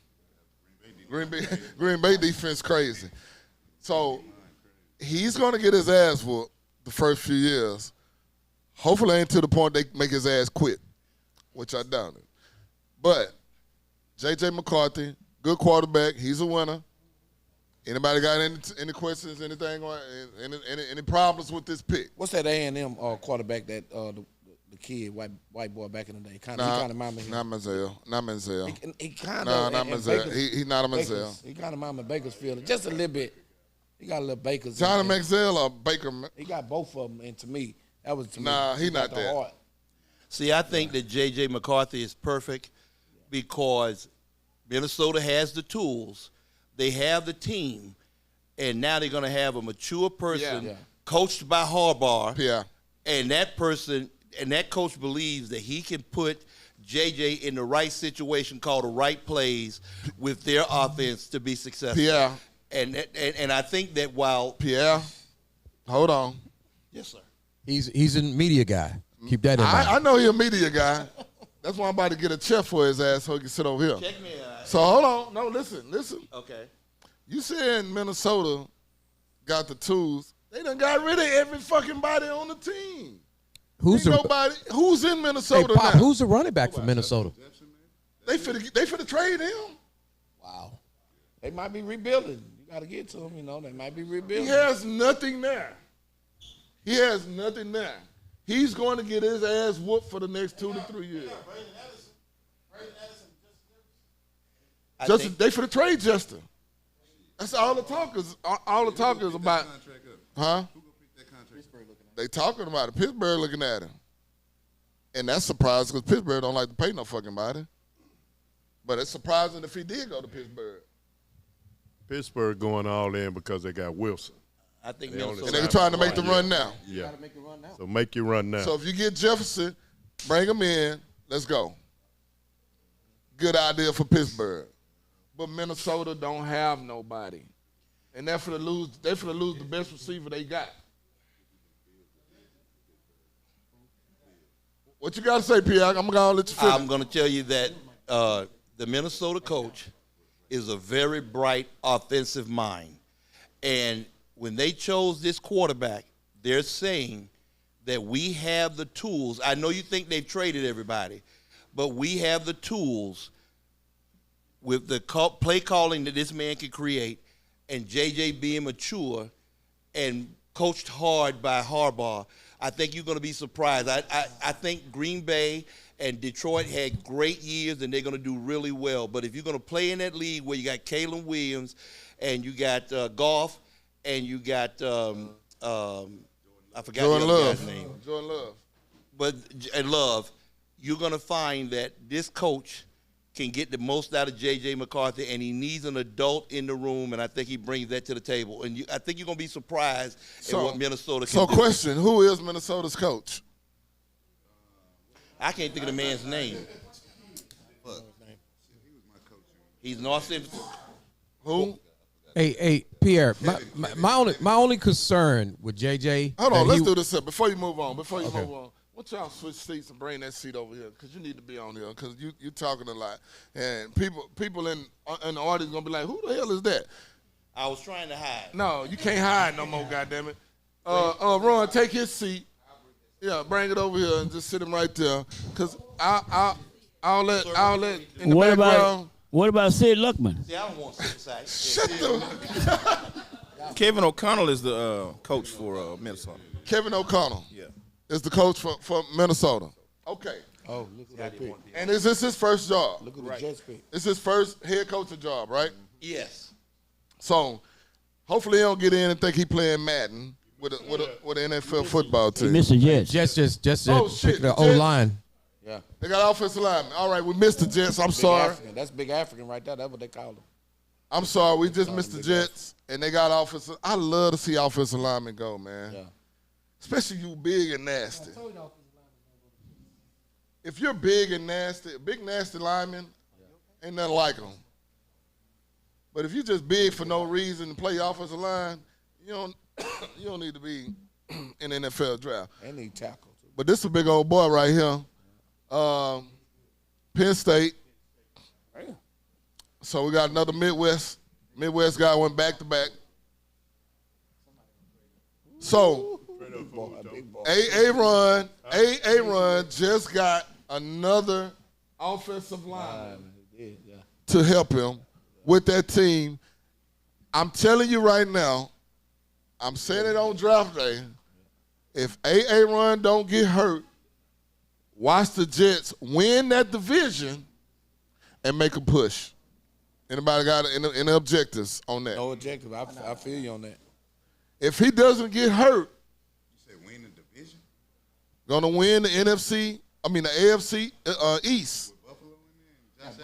Yes. Yes. I don't know about recanting, but you No. Wait a minute. I'm sorry. You forgot Miami in there? Did he say the Jets were going to win the division? I believe the Jets will. I disagree with that. Hold on. That's what I say. Hey, if you disagree with me, disagree. I don't want you to.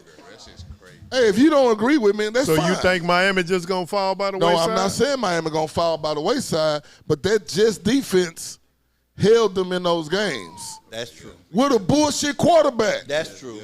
But Pop, do you think Buffalo just going to drop But dead? the question you have to ask yourself is, do you trust Aaron Rodgers?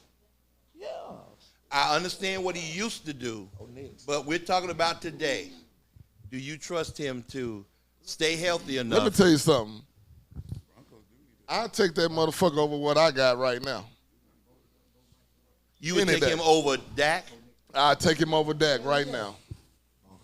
I take him over Dak. Dak ain't shit. I'm going to put it on record. Okay. As a former Dallas fan, only because I'm from North Carolina, that's all we could watch. I think that we're living on Aaron's history and not on his present. And I think you're going to find that out this year. But we couldn't live on his present because he got hurt. If not, he got hurt.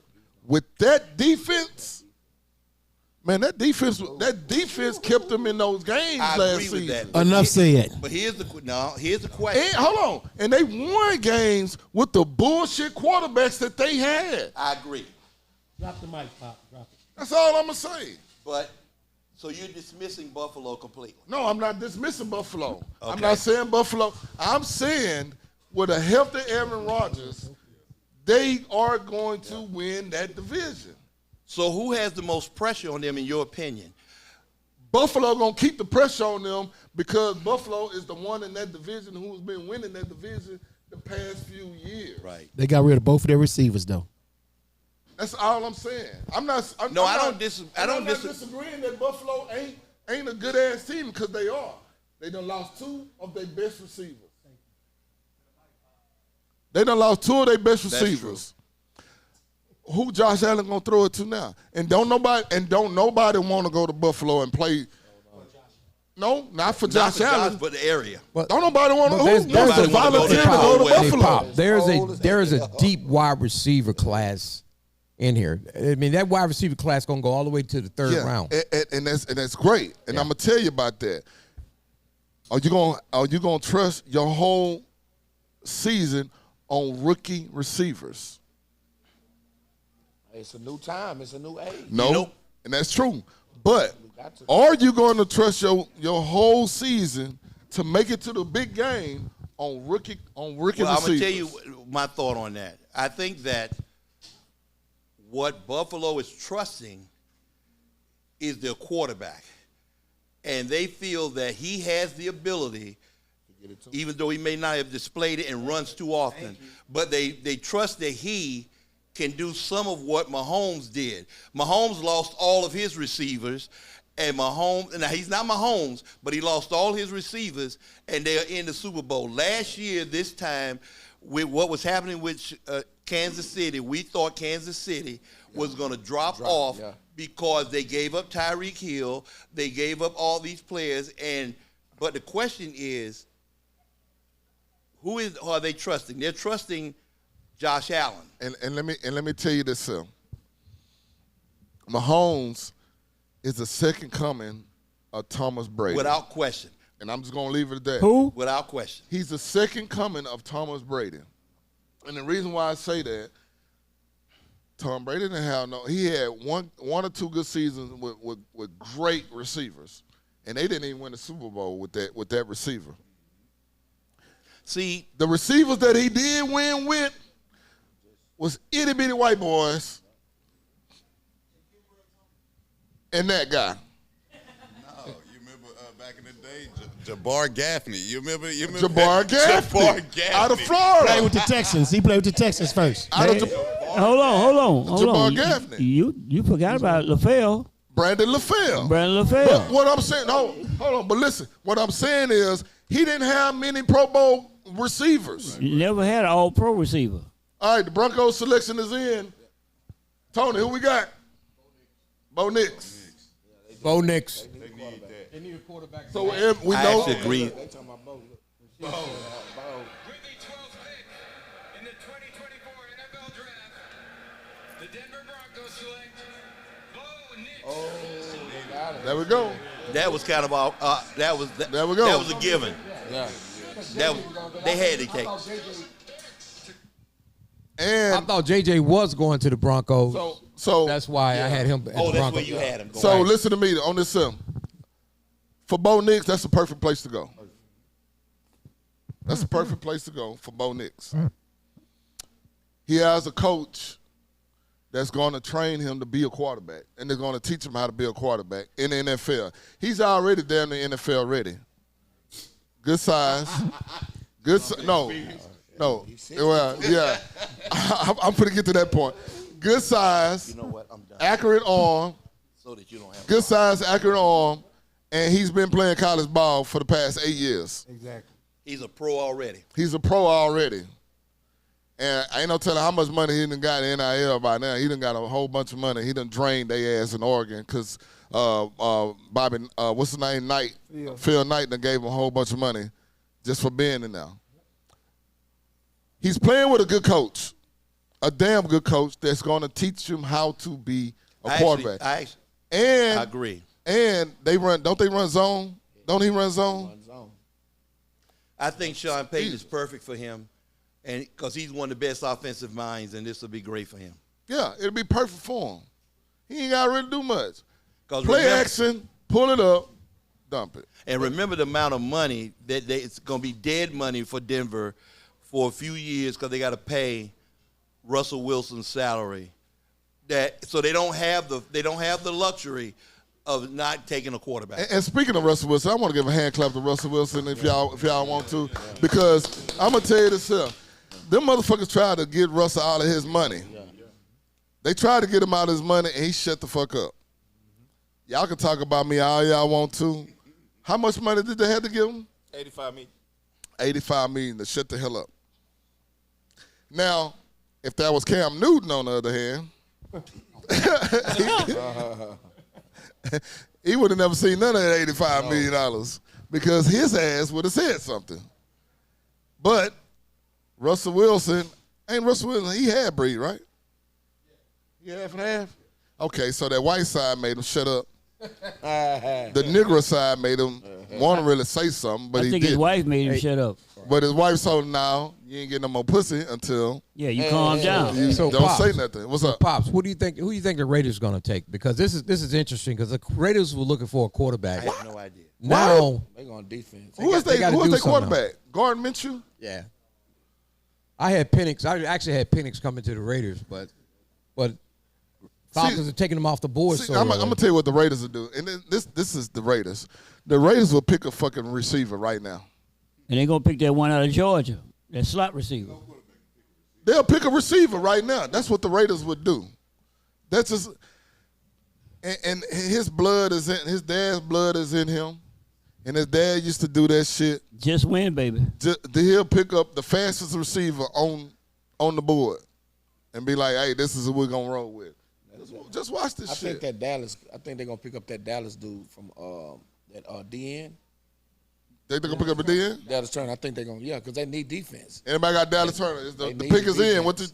Anybody? They need defense. You'll see. Yeah, this is really. All right, let's go. In the 2024 NFL Draft, the Las Vegas Raiders select Brock Bowers. Tight end out of Georgia. Okay. Now, That's a good pick. I am not mad at this pick. That's a good pick. I'm not mad at this pick. Hey, I wish he'd have been in the 20th, but he's not. And I'd have been like, hey, I'd have called, if he was in the 20th when we got the pick, I'd have called Jerry myself. Hey, if you don't pick this nigga, I'm done with you, bro. But this is a good pick. He's the best tight end in the league. He's hard to cover, and he can block. Any thoughts on Brock? He look old already. Don't he look like his half? You know, white boys old quick, though. White boys old quick. Pop, the question is, who the hell going to throw to him? That's the only question. That's the question now. Gardner Minshew is your quarterback. I thought what the pretty boy was up there too, wasn't he? From Garoppolo. Where Garoppolo went? He not there no more. But that's a safe pick with Vegas because the problem with playing in Vegas is Vegas, and you can't go get any Negroes. Yeah. You gotta do extensive Everybody background can't check. handle Vegas, man. Focus. Everybody can't handle Vegas. To go play in Vegas, you gotta be focused. You saw that block? Hey, I told you, man. Hey, he's a hell of a blocker. Look at that, man. And that was Alabama. And y'all thought, motherfucker thought I was crazy. Said I would have picked him over number one overall. Yeah, I would have. If I'd have kept Fields, if I'd have kept him at my quarterback, I'd have picked him. So, Brock Ball is gone. The Saints up. The Aints is next. So, what the Saints need? What the Saints need? Everything. They need everything. But they probably go defense on this one. Some new brown bags. Yeah, I think they're gonna go defense. It's yeah. They need some new brown bags. Yeah. Oh, They finna go back to the bag we might see the days. first Texas player come off the board. You think they're gonna get a Texas player? What's the D lineman, Brian? Which one? It's two of them. No, Swift in too much trouble right now. Swift's gonna be later. Yeah, Swift's gonna be way later. Swift's gonna be later. Yeah, it's the other one. What's his name? Murphy? Murphy. Since we're talking about who's supposed to win that division this year, I know they got Tampa's whatever the quarterback. Man, that division is division is sad. Yeah, you got to flip a coin on that. That's the division right saddest division in football right now. Yeah. The NFC West, South. Carolina. Atlanta, New Orleans, Tampa Bay. So, that division, man. Who y'all picking in that division this year? Yeah. See, I'm picking Atlanta. Atlanta? And the reason I'm picking Atlanta is because Carolina sucks. New Orleans is clueless. And I think the only competitor in that division, if the quarterback at Tampa Bay can do what he did this year, they would compete with Atlanta for the top spot. Didn't they just give Baker some money? They did. Absolutely. And did they re-sign Mike Evans? Yes. Yes. Okay, so Who's Atlanta quarterback? I can say Tampa. That's going to be the battle right there. Tampa and Atlanta, I can say that. I can see. I think Raheem came from an environment where he saw how he's a defensive coach, but he came from an environment of offensive people. And if he was smart, and I think he was, he literally talked to his peers that he worked with as to who should be my quarterback and who should be, and how would I attack that division. And I think Atlanta will be the one. So I would go, if I had to pick right now, Tampa, Atlanta, New Orleans, then Carolina. I can't argue that because it's either or at the top. Yeah. And I'm not going to discount the Saints for some reason. They've been in games this past year. Carr has played pretty good. Not lights out. Better than Jameis Winston, but not lights. The question is going to be, of all these average and below average teams, which one would rise to the top? And I think that they brought Kirk Cousins in, and they just picked up a backup quarterback because Kirk can get hurt.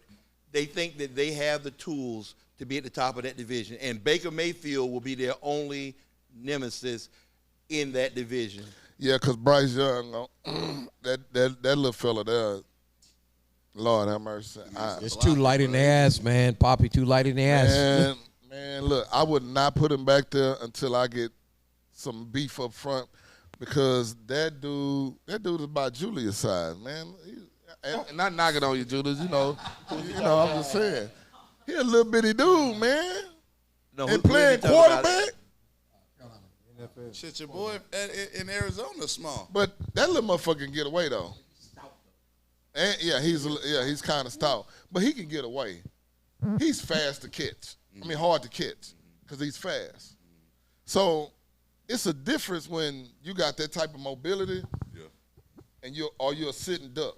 Because a lot of times Bryce was a sitting duck. Right. This year. He sat back there, and shit, he was getting his ass nailed.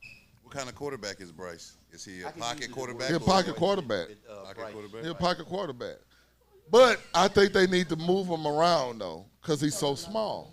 And you don't have no protection for him, so you got to start moving him. You got to start moving him. So we got the division out the way. The NFC South, the two top teams, we saying is Atlanta and Tampa. New Orleans is right behind them. And, of course, Carolina. Where's Pretty Tony? He's a Carolina fan. He's right outside. Yeah, outside. He don't want to even look at he don't even want to look at the draft. He already know what's going on with Carolina. And they don't even have no pick, do they? They done gave up all their shit last year. They ain't got no pick to the second round? Lord have mercy. They need all the help they can get to. Shit, they need Jesus. All right, so the pick is getting ready to come in. And who you said, Tony? Murphy from Texas or Dallas Turner? Dallas Turner or Murphy from Texas? Yeah. Now, Murphy did an injustice for himself in the combine because he was projected, a second rounder going into it? No, you're talking about Sweat. No. Sweat was already projected as a first rounder, but he fucked himself off. He may be a second rounder. Right. What I'm saying is Murphy was projected lower than Sweat. Right. But when he went to the combine, he ran Pat know, he ran a 4.7 for Sweat.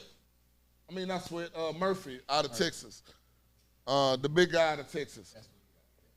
He ran a 4.7, 4.8 for a lineman, D lineman.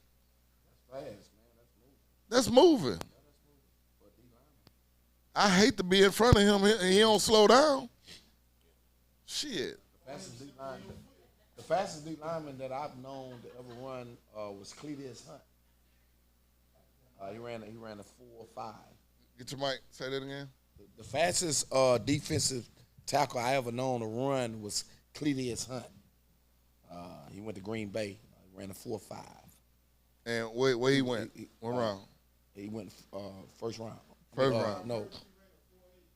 Yeah. 4.8 for a fucking defensive lineman? Yeah. AD ran 4.6. Well, AD is a freak. All right. No, Cletus went third round. Oh. Good job, Saints. That's a big tackle, right? They got a tackle, offensive tackle. Tackle.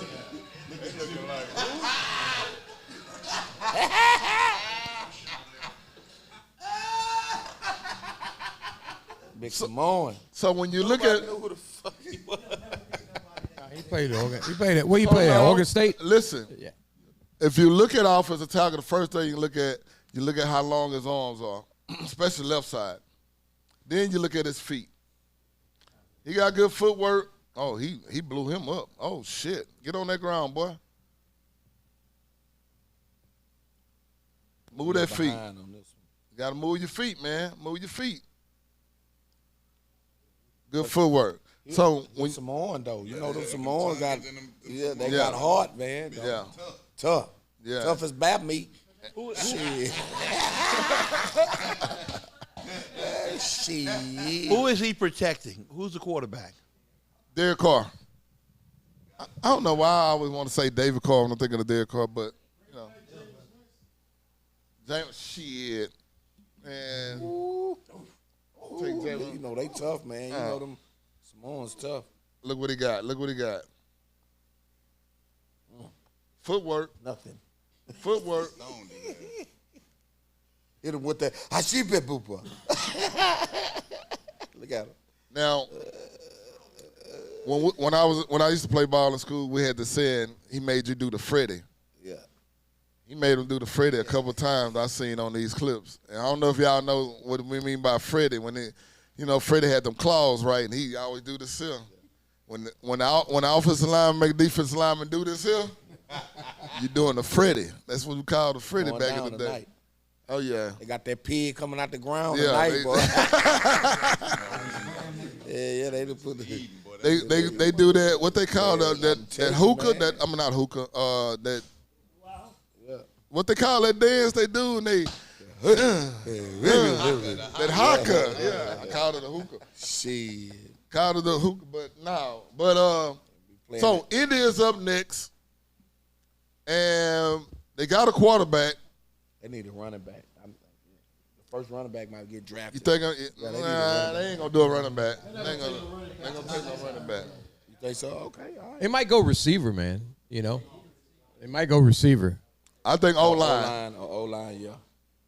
JC Latham is still there. O-line. Or they might go Dallas. I got that boy, man. He's heavy on your mind, Man, bro. they got to get him, man. He's heavy on your mind. That's a sneak, man. Whoever get him, that's gonna be a good pick. I'm telling y'all. Dallas is a beast. Man, that dude's a beast, man. Oh man. So let's talk a little bit more about him. What, tell us. I don't know if he's in some trouble because he seemed like he's dropping. I hope he's not in no trouble. He is dropping because he should have been a top 10 He pick. should have been, yeah. Dallas Turner. Dallas. Yeah. Man. What school? Alabama, huh? Didn't he? Bama, yeah. Bama. Yeah. We're not talking about the DB, huh? He's a DB? Look, D-line. he's still on the top. Oh, yeah. That dude's a beast, man.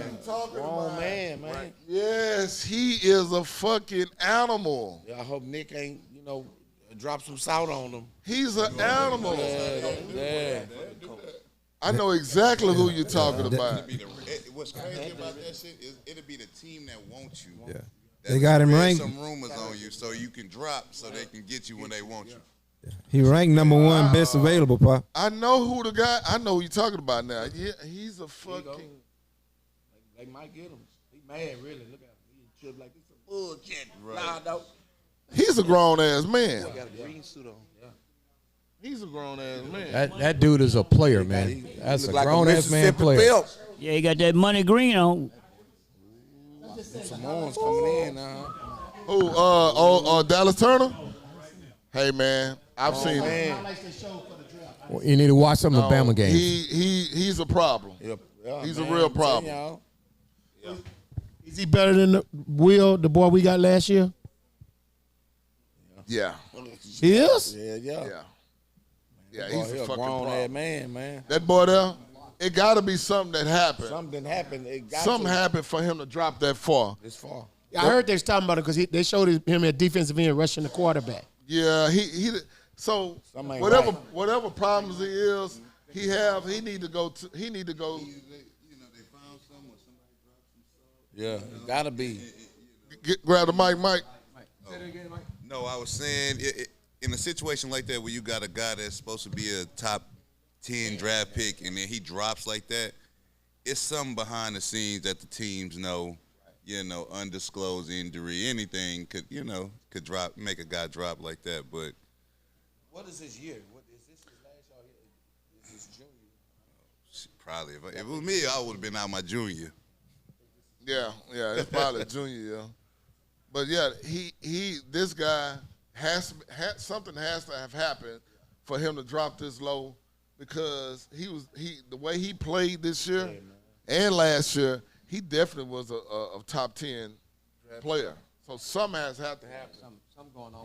Something going on behind the scenes for him not to be up higher than what he was. Some of these kids, they have attitude problems. A lot of them, try to be bigger than life on campus, and, you don't want that to get inside of an organization like this. So you never know, man. It'll come out. Yeah. One thing about it, it'll come out. And when you look at these cities that's coming up for a kid like him, believe it or not, Indy ain't a good place to go. No, not. Ain't nothing to do there. Indy, yeah, you can definitely. So you can focus on ball. No, Indy. I mean, it's Indy jumping, hood. but it's not jumping like Nah, Houston or. Indy hood. Yeah. Now, if he go to Seattle, yeah, I can see him going somewhere because only thing he can do is just smoke weed out there. That's it. Don't go to Jacksonville because there's gonna be problems out in Florida. Cincinnati ain't a Nothing. You know, don't send him to L.A. because he's gonna be in trouble out there. Pittsburgh ain't a bad place to go. All right, the pick is in. Let's see what we got. Toledo. Something happened today. Something happened, bro. Wow. Huh? That's number 15. You're a bad boy. And then this an edge from a D tackle coming from a D. Ooh. So, Oh, yeah, yeah, some has happened. Pow wow, baby. Hey, that's the first thing I said. So yeah, some has happened for Turner to drop that low. This guy number 15. And whatever it is that happened, it's gonna come out. You already know this gonna come out, and they're gonna talk about it. Yeah. The other guy that y'all talking about was supposed to go way before this guy. Yeah. I remember they talking about that. Yeah, something has happened. So the picks that are coming up next, Seattle, which wouldn't be a bad city for this guy to go to. It wouldn't be a bad city because it ain't really much you can do but eat a lot of fish and shit like that in Seattle. Jacksonville, you don't want them to go there. Cincinnati can be a little hood. L.A., we already know L.A. got a lot of shit going on in L.A. He can get caught up out there. Pittsburgh wouldn't be a bad city because it ain't much to do in Pittsburgh neither. Damn sure don't want to go Miami. Philly, Minnesota, yeah, he can go to Minnesota. It appears that that pick was an answer to the quarterback Stroud and Jacksonville's quarterback. Somebody got to get to these guys. Yeah. For Indianapolis to be successful, if they got the right offensive going, they got to get somebody that can run these guys off the. So let's expect in that division for when you see those division guys for Indianapolis, Jacksonville, and Tennessee to pick defensively to stop Stroud and and your boy in Jacksonville. Yeah. They got to have someone to contain those guys. Exactly. And that would be, for me, based on the success of Houston this year, they have to control that person. That they got to get Stroud in check, and this guy was picked to do that. So, Indy Pickers came in. They got an edge rusher, and he's not the best edge rusher on the board by far. What'd you say? Cut out. And he got a bad neck. They wanted him to medically retire. And he have a bad neck. That's bad in football. That is very bad in football. That's why, at that position. Well, you know what, Pop? I mean, Pac-12 a DN compared to a SEC DN. Man, something must be going on with Dallas. So all the questions are there of what's going on and what happened. It got to be something that happened. It has to be something very, very, very bad that happened that this guy is still sitting. He might go second round, first pick, second round. First pick, second round? He might, yeah. He might go first pick, second round. I think he's gonna go. I think he's gonna go first round. Yeah. I think, but it's gonna be up. It's gonna be somewhere up there. It's gonna be somewhere up there. Now, like I said, Seattle. What does Seattle need? Everything. They need. But you know, Seattle's known for defense. That's what I'm saying. They need some DBs. I think Seattle needs some DBs. Is what's the name still there? Head coach? Pete Carroll? No. They need some DBs because they're gonna be throwing the West Coast offense. All of them, that division, they throwing that ball, man. So they're gonna need some people to. I think they're gonna go defense. Yeah. Anybody object? Got to. As far as Seattle? Seattle. I think they're going to go defense. They got to. Kyler Murray and I think they're going to go defense because at this point in the draft, you now should be choosing ways to compete against the biggest player in your division, and you got Los Angeles quarterback, you got Kyler Murray, and then now you got Sean just picked up the quarterback. So I think they need to go defense in order to contain those people. You have brilliant people. San Francisco still is they're still the team to be in that division. They're still going to be the ones that win that division. Yep. I don't see nobody beating them no time soon. Who is that second team in that division right now? I'm going to, as crazy as it sounds, I'm going to think that Arizona is, because I know Mike said that you might have all these picks, but you got to be able to pick well. And the question is we're going to find out right now how Arizona is looking at how to restock their team. And I think that Sean Payton still has some work to do. I think Seattle is the young man still the quarterback, the brother. He is average at best. And I think that Arizona. In Seattle? You talking about what's his name? Geno. Geno. I think Geno has had good years, but he's not what you would build your team around. And I think that Arizona has the right quarterback, and if they can get the players around Kyler Murray to give him the ability to do what he does, I think they'll be number 2 in that division. So can I ask you a question? So what is the decline of the running backs? Why no running backs got picked up yet? Why is it in the decline about the running backs? Where the running backs? Dime a dozen, man. You know, the problem with the running backs, and I think this is bad, but running backs have become disposable. And because they're disposable, and you think you can think about the team, the running backs that have performed well but draft low. I think that what they're saying is we can get a quarterback. What we need is someone to attack the competitor's best player. And right now you have, and I'm sorry I don't remember his name out in L.A., quarterback. Stafford, and I think Stafford, Kyler Murray are your 2 biggest challenges in that division. I think Sean will get there, but he's not there yet. So I think that if I'm Seattle and I'm trying to be competitive, knowing that San Francisco is obviously the team to beat because they have so many weapons, you need a defensive player that can at least disrupt what they're doing in that division. And and I think the Arizona will I think if Kyler Murray is what we think he is, that he can be that difference maker to put them at least in number 2 spot in that division. Yeah. As of right now.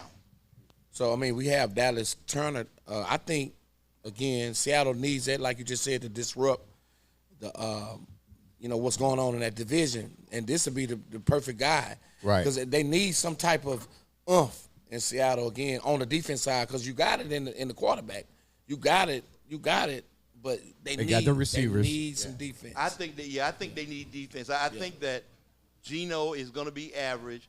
I think that Kyler Murray and Stafford are going to be the biggest problem. Everybody loves Brock Purdy.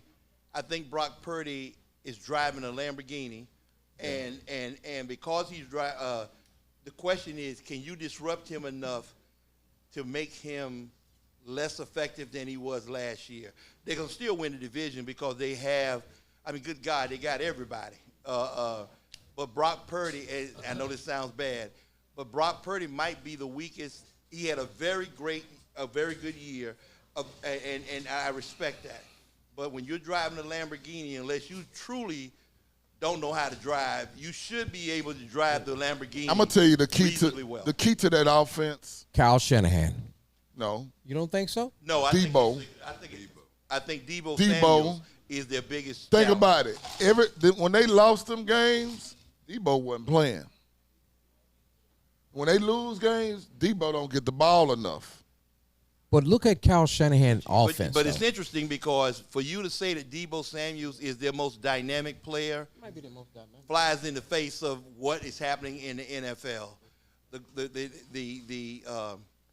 He achieved his status as San Francisco achieved their status not because of the quarterback, but because of the rest of the team. We talk about Deebo Samuels, but McCaffrey ran the ball. He's the most dangerous player that they have. The NFL. They put more balls in his hands. And pause on that. And I'm not gonna disagree with you on that because McCaffrey is a hell of a running back, and he's worth every bit of what he gets because he can run between the tackles, he can run outside, he can catch the ball out the backfield. He's a hell of a fucking running back. But how many touch? And he's smart, like Floyd say. They To keyed your on point, his ass though, too in the game. They can't depend on him that much. All right, here we go. To our men and women who serve in the United States military. Defensive tackle. Sacrifices to defend our country's freedom do not go unnoticed. Thank you so much. Dallas Turner finna go here. With the 16th pick, They're going defense. 2024 NFL Draft, the Seattle Seahawks select Byron Murphy. Already. That's what I said. Defensive tackle, baby. Oh, now they throwing monkey Boy, that wrenches. boy sweating like a motherfucker on his arms, man. Ooh, he's sweating. But hey, so check this out. Yeah, it is. And I'm glad we got a UT guy off the board because this kid did a good job in the combine that brought his stock back up. He did. Because he wasn't projected in the first round at first. Yeah. He was projected in the second round. But when he ran that 4.8, you knew he was going to get picked. He kind of reminded me of Casey Hampton. Yeah. Casey Hampton? He got a little Casey in him. He reminded me of Casey Hampton. He reminded me of Oliver. A little bit. Oliver too, yeah. He reminded me of him. But when you got something that big, move that fast, and that's strong, like he's that strong, hey, yeah. And he's going to a defensive-minded team. Two dudes, right. and then he got off. And they need a disruptor with the two quarterbacks they're going to be dealing with. So is Wagner still there, right? Yeah. Wagner's still in. I think Bobby's still there. Hey, I don't know nothing about getting drafted, but I could tell he was sweating bullets and more than bullets. He was sweating missiles because look under his arms, boy, them armpits. He was sweating like a motherfucker, like a fucking crackhead sweat. Plus that shirt tight in the mother. You got to put that boy in the cleaners, boy. So is he originally from Texas? Anybody know? Look how he dressed. He look like he Houston. Like he from Houston. Like he from H-Town. That's some Houston shit right there. Hey, I was just about to say, he ain't got no suit on, nothing. He ain't got a Gucci shirt on. But he in Dallas, though. He in Dallas. They in Dallas. Oh, yeah, he from Texas for sure. Oh, he up there in Dallas. Am I hearing correctly that y'all thought he was going in the second round? Yeah. When before the combine, he was projected to go high second. Yeah, but based on what you were saying, if he can run a 4.8 and he's running around after Kyler Murray, if he's can run a 4.8 and he's running after Kyler Murray, because quarterback in LA don't move that well, but if he's running around trying to get Kyler Murray at 4.8, that's the person to have. Yeah. Because you want to disrupt everything. You got to have somebody that can chase. All right, what we got? There you go. There you go. See, the rebuilding. I told you. They rebuilding. I told you. Oh, he mad at them motherfucker. Hey, he mad at the motherfucker too. He gonna be luxury. He gonna be luxury because they rebuilding. Oh, he mad. He got a chip on his shoulder. Aaron Jones is the running back in Minnesota. Hey, Dallas Turner is pissed. Oh, hey man. Yeah, Pop. Dallas Turner is pissed. All the teams that didn't pick him first, that picked before Minnesota. Yeah. He pissed. He is pissed. Yeah, he gonna go after that. He biting his teeth. Yeah. He pissed. Watch this boy. Watch this boy. See, I don't mind my defensive lineman with hair like that. Watch this boy. He's scraping, baby. Yep. That's what they're drafting. He's scraping. Disruption. And the pulling guard. Jab. Get off me. Told y'all. He the one This guy's who a gave beast, man. Alabama they this year. But Alabama got a D tackle too. Yeah. That should be on that board. Ooh. Come here. See, it's the shuffle drill. That play right there shows you what Kyler Murray's going to be dealing with. Yeah. Yeah. It's the shuffle drill, especially when it comes to them D tackle. Well, he's in the division that he's gonna have to chase Caleb. Yeah. He's gonna have to chase Jordan Love, Y'all got me messed up. and he's gonna have to chase Ooh, look at Jared Goff. That's an easy chase. Goff is an easy chase. Oh, he mad, y'all. He mad. Turner and Love, he gonna have to You see chase the way them. he's shaking his hand? Yeah, and he stuff? mad. He pissed mad, off. man. He gonna say, I'm finna show y'all. Watch. But that's a good city for him to go to. Yeah. It ain't much going on in Minnesota. It's cold as fuck, so he's gonna be inside the house the whole time. Smoking And he's going to play in a dome. Yeah, they playing a dome now. Smoking dope. And ain't nowhere for him to fly to. So all his speed is going to be relative because he's not playing on mud. He's playing in the dome. Yep. And I just think that he will be a disruption. Sometimes some of these kids have to go to certain cities, man. Yeah, Every city is not built for them, man. Exactly. Everybody can't go to L.A. Everybody can't go to Vegas. You got to pick the right person that's going to fit your team, is going to fit your franchise. Can't go to New York either. You got to go. And he's probably not a happy guy going No, somewhere. he's not happy at all because he's going. He's going somewhere. He's going to We're Minnesota. going to work on the lime green. Yeah. He's going to Minnesota, man. And it's cold as fuck as Minnesota. Oh, yeah. I love they playing in their stadium, though. What's so cool about their stadium, bro? Get the mic. Get the mic. It's the lights. It's the atmosphere. It's that loud ass horn that they got. That bitch, woo, like they that shit going on the whole game. I love the atmosphere. Like the fans are behind them. They got the Skull chant. Like that shit dope. Like they got a new stadium, so the feel good. I mean, So is that nice your favorite stadium to play at? I'm gonna be honest with you. That was probably my favorite atmosphere to play in is Minnesota. Yep. Yep. Now they have the best stadium. Who have the best stadium besides SoFi? Ooh, the best stadium. The what? The Raiders. Oh yeah, I haven't played in Vegas. They say Vegas is nice, but I mean to be honest with you, I like Minnesota Stadium. Minnesota. Mm-hmm. Cool. I enjoy going to Detroit. Detroit, the atmosphere with Detroit fans. Man, I'm telling y'all, man.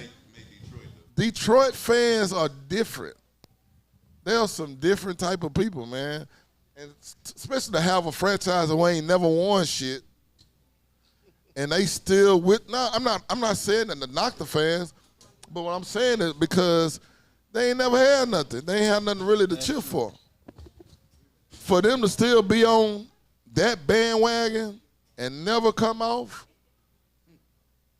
come on, man. That's a different type of feeling to be there. Now, that stadium, if you ever get a chance to go to Detroit and go to a game in Detroit, the stadium is not that big. It's about 60,000. It's about 60,000. That's true. And they're on top of you.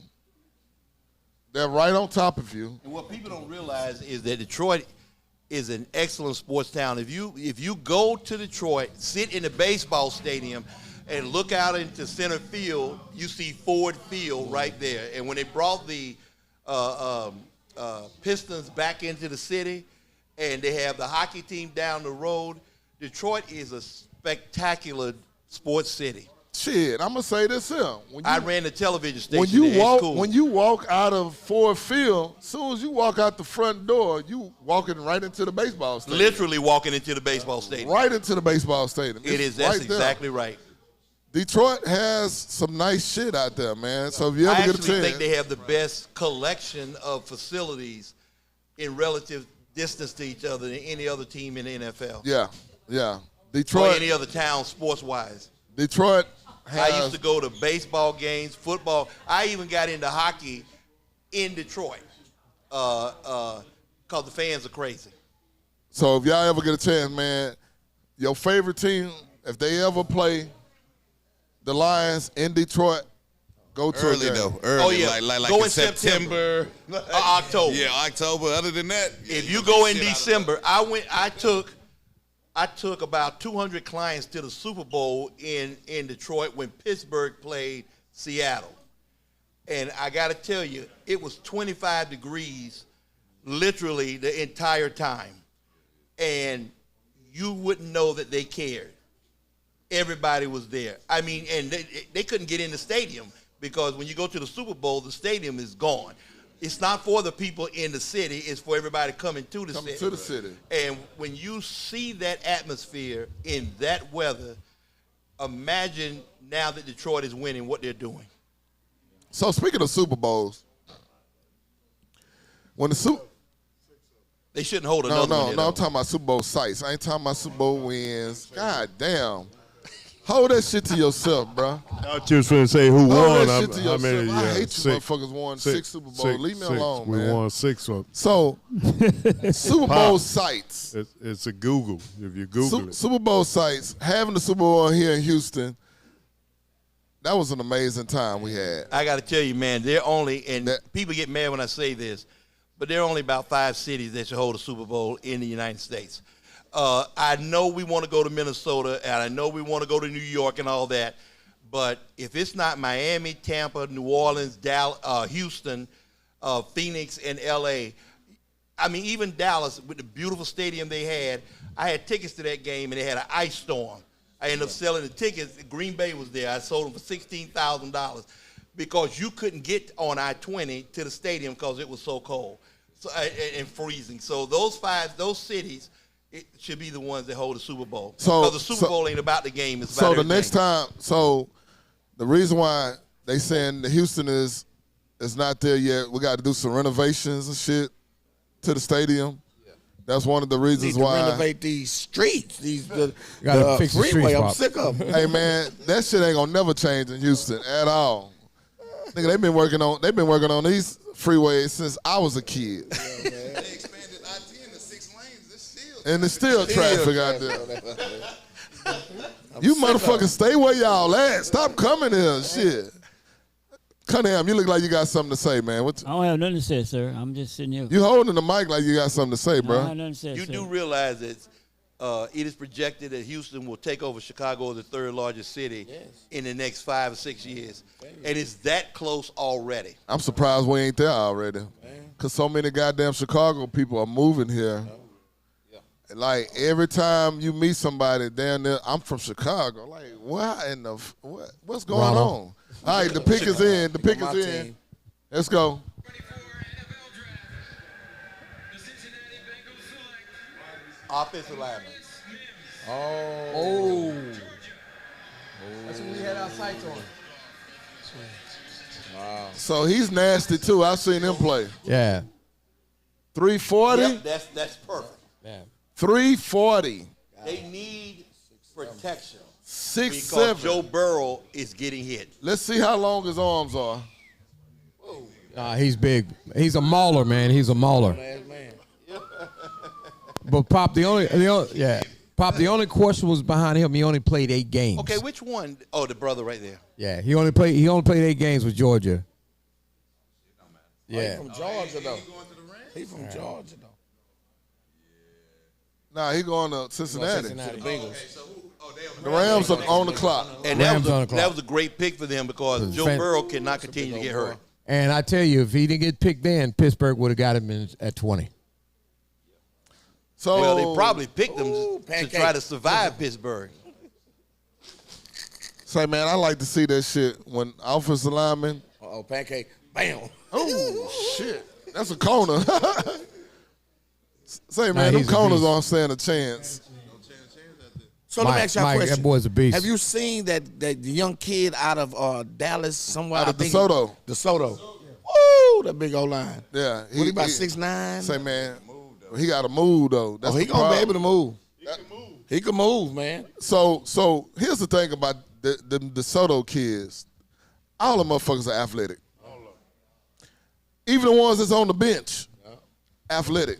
Duncanville, too. I don't know what the hell they putting in the Kool-Aid out there in Dallas. A little sugar Avery Pete. Yeah. Pop, what's so bad is both them schools are right by each other. Yeah. And when you see this kid play, when you see him play, once he gets your hands on you, and just imagine you're a high school DB, and you see this dude coming around the corner. Right. You move away. I'm fouling. Yeah.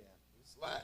Because if he gets his hands on you, you're hurt. He gets your hands on him. It's a done So deal. you think They got to protect Joe Burrow. That's just too much money. You think that if that kid, wherever he's going, you think he's one and done? I mean, this NFL, it's football, so we can't be one and done on that. It's a new era, y'all. But he's going to do 3 years. He's going to do his 3. Okay. He's already going to get some money because the NIL. The NIL, yeah. He gonna So it ain't no big deal for them no more to that up. stay all 3 years anymore. And you know what? Me coming out of college, when I was in college, that NIL, man, what you think about that? What you think about that? These kids able to, because I'm over here, like I said, I got Earl Campbell knees right now for playing 2 sports in college. And man, I wish they would have gave me some money like that. But When I what think you about it, Yeah. I think it's good. Now, the thing is, football is going to get majority of the money, especially if you're a big-time football school. We know Texas, we know A&M, we know Michigan and Penn State and Miami. We know all of these schools, these big-ass schools are going to get LSU, Georgia, Alabama. We know they're going to get all the money for these kids because they're making the most money with football. So how do you divide that money up? I don't know. I don't know how they're doing it, but they're doing it. I wonder too, Pop, piggybacking on what he said, with that NIL, has that kept some better prospects out of the draft? I mean, listen, like Deion Sanders kids, the motherfuckers making a lot of money, not even off their dad. Just their name and what they're doing, they're making a lot of money. So if I'm that kid, why am I gonna come out to get my ass whooped by some grown ass men when I can stay in college and continue to buy me a Bentley, and buy my mama house and buy my mama house and all that? Why would I come out? Well, see, that's the thing right now that a lot of the kids are saying, and it goes back to the girl at LSU. She was talking about she's making more in college than she gonna make in the WNBA. The basketball girl. Caitlin Clark. No, not Caitlin. Angel Reese. Angel Reese. Because I'm sorry. when I found out she had a Mercedes and she doing this, she making all about $4 million. I'm like, how is she making? But then the girl from Iowa is only going to make $335,000 in next 4 years. That's crazy. Yeah, she came out too, but I'm saying she's making more in college. So what you think about, And like, see, not trying to be funny, but we all made money back in the day. It depends on what school we went to. Yeah, but Caitlin Reese, Caitlin Clark got a Nike deal. But the difference is that the difference is the WNBA can't pay yet. At some point, my biggest fear is that NIL doesn't create the dog that you need when you're going to the NFL, because now you're playing grown men. And if you're making all this money in college with the NIL, you may not have the dog in you to achieve what you should be able to achieve at the pro level, because now you're playing with men that got to make a mortgage, and they're gonna say, you think you were great in college?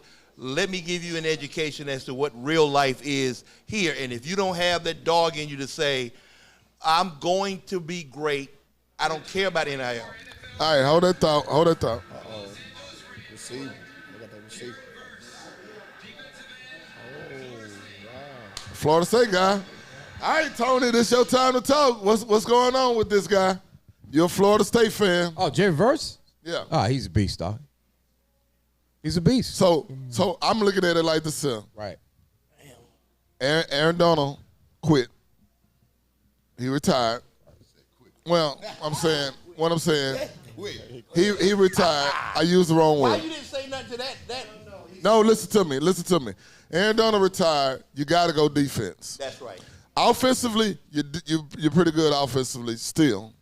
And you still got Sean McVay as a boy genius that does offense really, really well.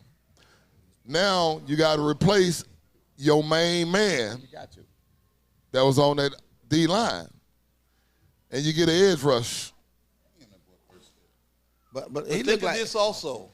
Not only did he lose Aaron Donald, but they lost Raheem Morris to head coaching as a defense. So you need to shore up the area you're weakest in. And I think that's What you got to say, Bob? Bob, you finna say something? They gonna move him to linebacker. This dude right here. I think they gonna. Hey, he's powerful, dog. Right there. Oh yeah. I ain't see that scrape. I just seen that scrape. Yeah. Ooh, he just picked that tackle up. He picked the tackle up. That's what you need. Oh, get out of my way. If I'm Sean McVay, I got to shore up my defense because I lost 2 stars, my coach and my premier Hall of Fame player. So, Pop. Hey. No, it ain't. Hey, Pop. It's about to come up. Brian, what are you thinking, buddy? Come on, Pittsburgh guys. What y'all think? They need a receiver. We ain't gonna go receiver in the first round. They gonna get Worthy.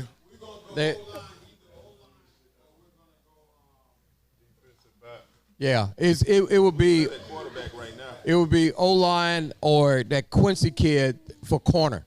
He's supposed to be outstanding.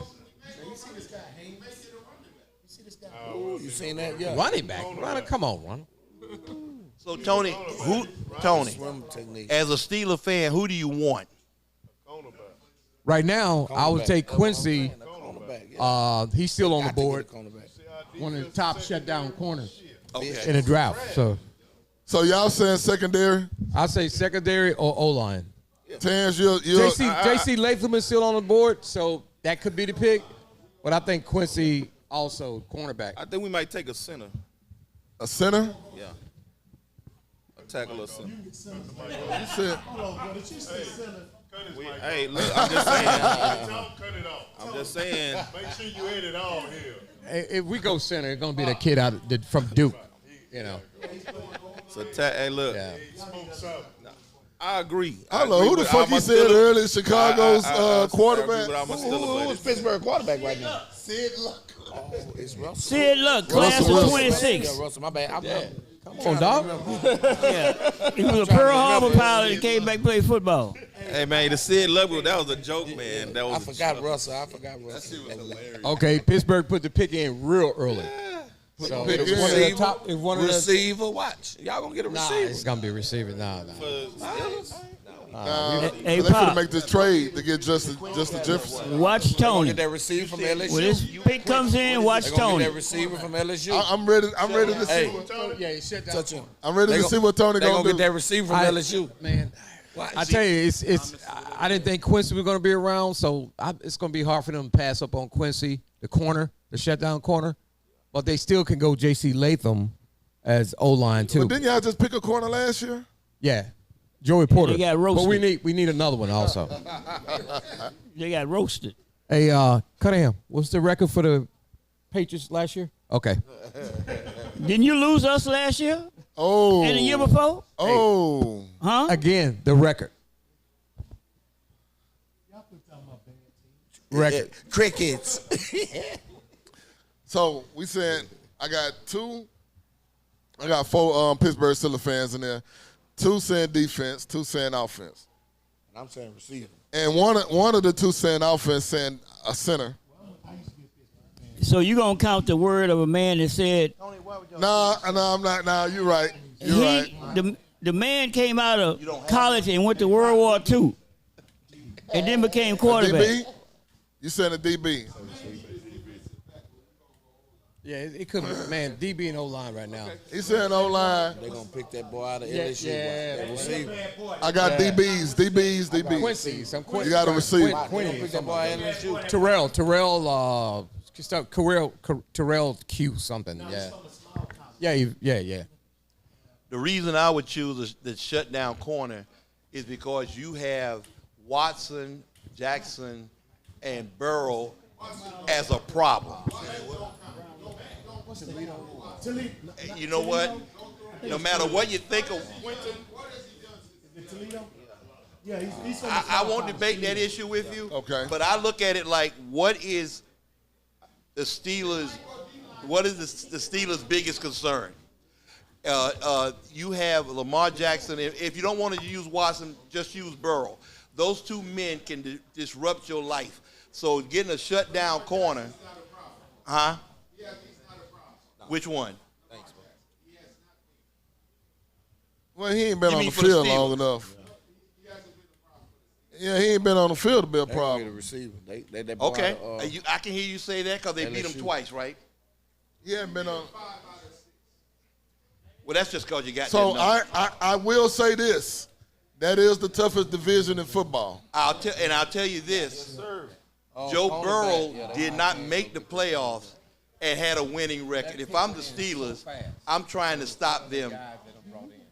Bottom line, that's the toughest division in football. Period.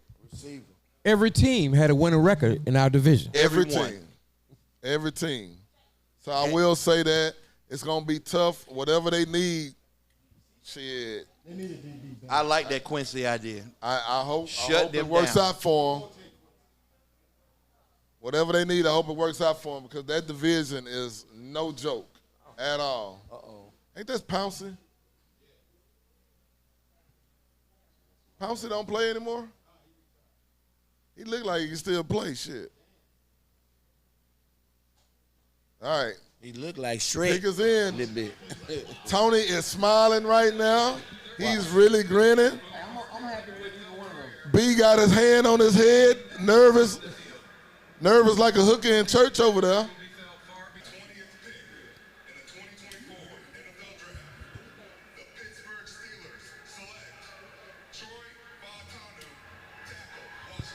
We went tackle. I'm not mad with it. I'm not mad with it. Hold on. I'm not mad with it. Wait a minute. You said center. You did not say tackle. A center and a tackle, two different positions. You on the same line. He gonna say, what I tell you? You ain't told us shit. What I tell you? Hey, Pop, send him back to Frenchie's. Les, come get your boy. Come get your boy, man. I need a 3-piece. Come get your boy. God. They did need some. They do need. No, but Ron did say offensive line. Yeah. So that's what they got. They picked the offensive lineman. So they do need Russell Wilson. They need to protect Russell Wilson. Yes, sir. He gonna protect him. Y'all think Fields gonna take over mid-season? Yes, sir. Absolutely.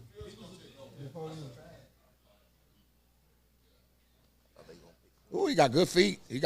Oh, come on. And he got See good that recovery? Recovery, yeah. Yeah, he got beat and came back. Wait a minute, did I hear somebody say that Fields is going to take over? He's a Samoan too. You Russell know, Wilson? That was Ronald. that Samoan got that. Hold on. So y'all feel that way? On the line? O-line? No. What Ron just said, Fields is gonna take over. Only way Fields take over, Russell get hurt. Russell have to play horrible or get hurt. So you say before game 5? Yeah, you're right. So you can't do but look at Russell's stats from last year. He wasn't out of bad. So you willing to put? Year. Hold on. So you willing to put a stick on that? What'd he say? He say Russell will not be playing. He'll be out of there before game 5. Wow. Before I say, Dang. before the middle of the season. Before the middle of the season. You talking about injuries or just he just Whatever gonna reason, get Tom, pulled I'm based saying- on performance? Whatever the reason, you're not gonna make. So you believe that Fields will take over from Russell Wilson before the end of the season? No, before game 5. Before game 5. No, that's insane. Hey, Chad, we got a $15 stick on that one. That's not possible. So he's Go been these the Dolphins. stick right now that he'll be in before game 5. Oh, they not already picked. No, he's saying game Okay, 5. Before game 5. what is that based on? Is that Russell getting hurt, or you just don't think Russell can make it? Y'all got how many rings to make them kind of decisions? You question my credentials. Wait a minute, Pop. What you say, B? Hold on. Go ahead, Cunningham. Man, some Steeler person need to say something. Somebody, y'all go ahead, B, because I don't understand that. Or why would you even bring him in if you're going to trade him? Yeah, exactly. What's the value behind that? Where? Right. I don't see. I got to tell you guys, as a disinterested person in the Steelers. Well, you didn't have to say all that. When you bring in a quarterback, you're bringing in a leader. You're bringing in a person that can galvanize the offense. And Justin Fields hasn't proven that he can do that. You got grown men that's going to sit there and say, what is our best chance? We already went 10 games with Kenny Pickett and all them. Huh? Right. So how in the world would you why would you take Justin Fields, who you have to make sure is mentally strong enough to lead these other 10 grown men, versus Russell Wilson that has proven to do that? I don't think there's a chance in hell that the coach brought him in to get him out in 5 games. I think that he'd have to get hurt in order for Justin Fields to take his place. All right, so I'm gonna give my opinion on the Steelers. Here's my opinion on the Steelers. They brought Russell Wilson in to win right now. Exactly. Right now, they want to win. If this Justin Jefferson trade take place, they're trying to go at it right now. Yeah. And they know they're not going to be able to do it with Justin Fields right away. So why not bring Russell Wilson in, bring Justin Jefferson in, trade for him, and I got a better shot at making this run right now. And based on what you're saying, because they only got to win one more game. Hold on. Also, listen to this. If they won with the bullshit that they had. Thank you. 10 of them. Exactly. Second string, third string quarterback. That's all I'm saying. If they won with the bullshit they had last season, just imagine what you can do with a Russell Wilson. Exactly. You can make this run right now. But ask yourself this question. How many more games do they have to win? They won 10. If they get 2 more wins out of Russell Wilson. It's the fucking division that they're in. The division that they're in is the hardest division in football. But the problem is, if you trade Russell Wilson, you're going backwards, to me. If you're trying to win right now, Russell Wilson is your best chance. That receiver, man. Miami won't. I understand that. I agree with that too. But I don't think Justin Fields is the guy that's going to get you to the Super Bowl right now. But I'll tell you another one.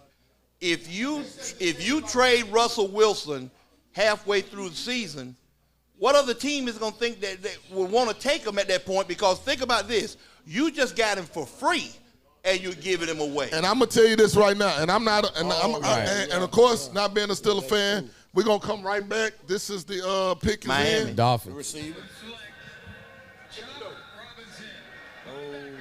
Told you, DB.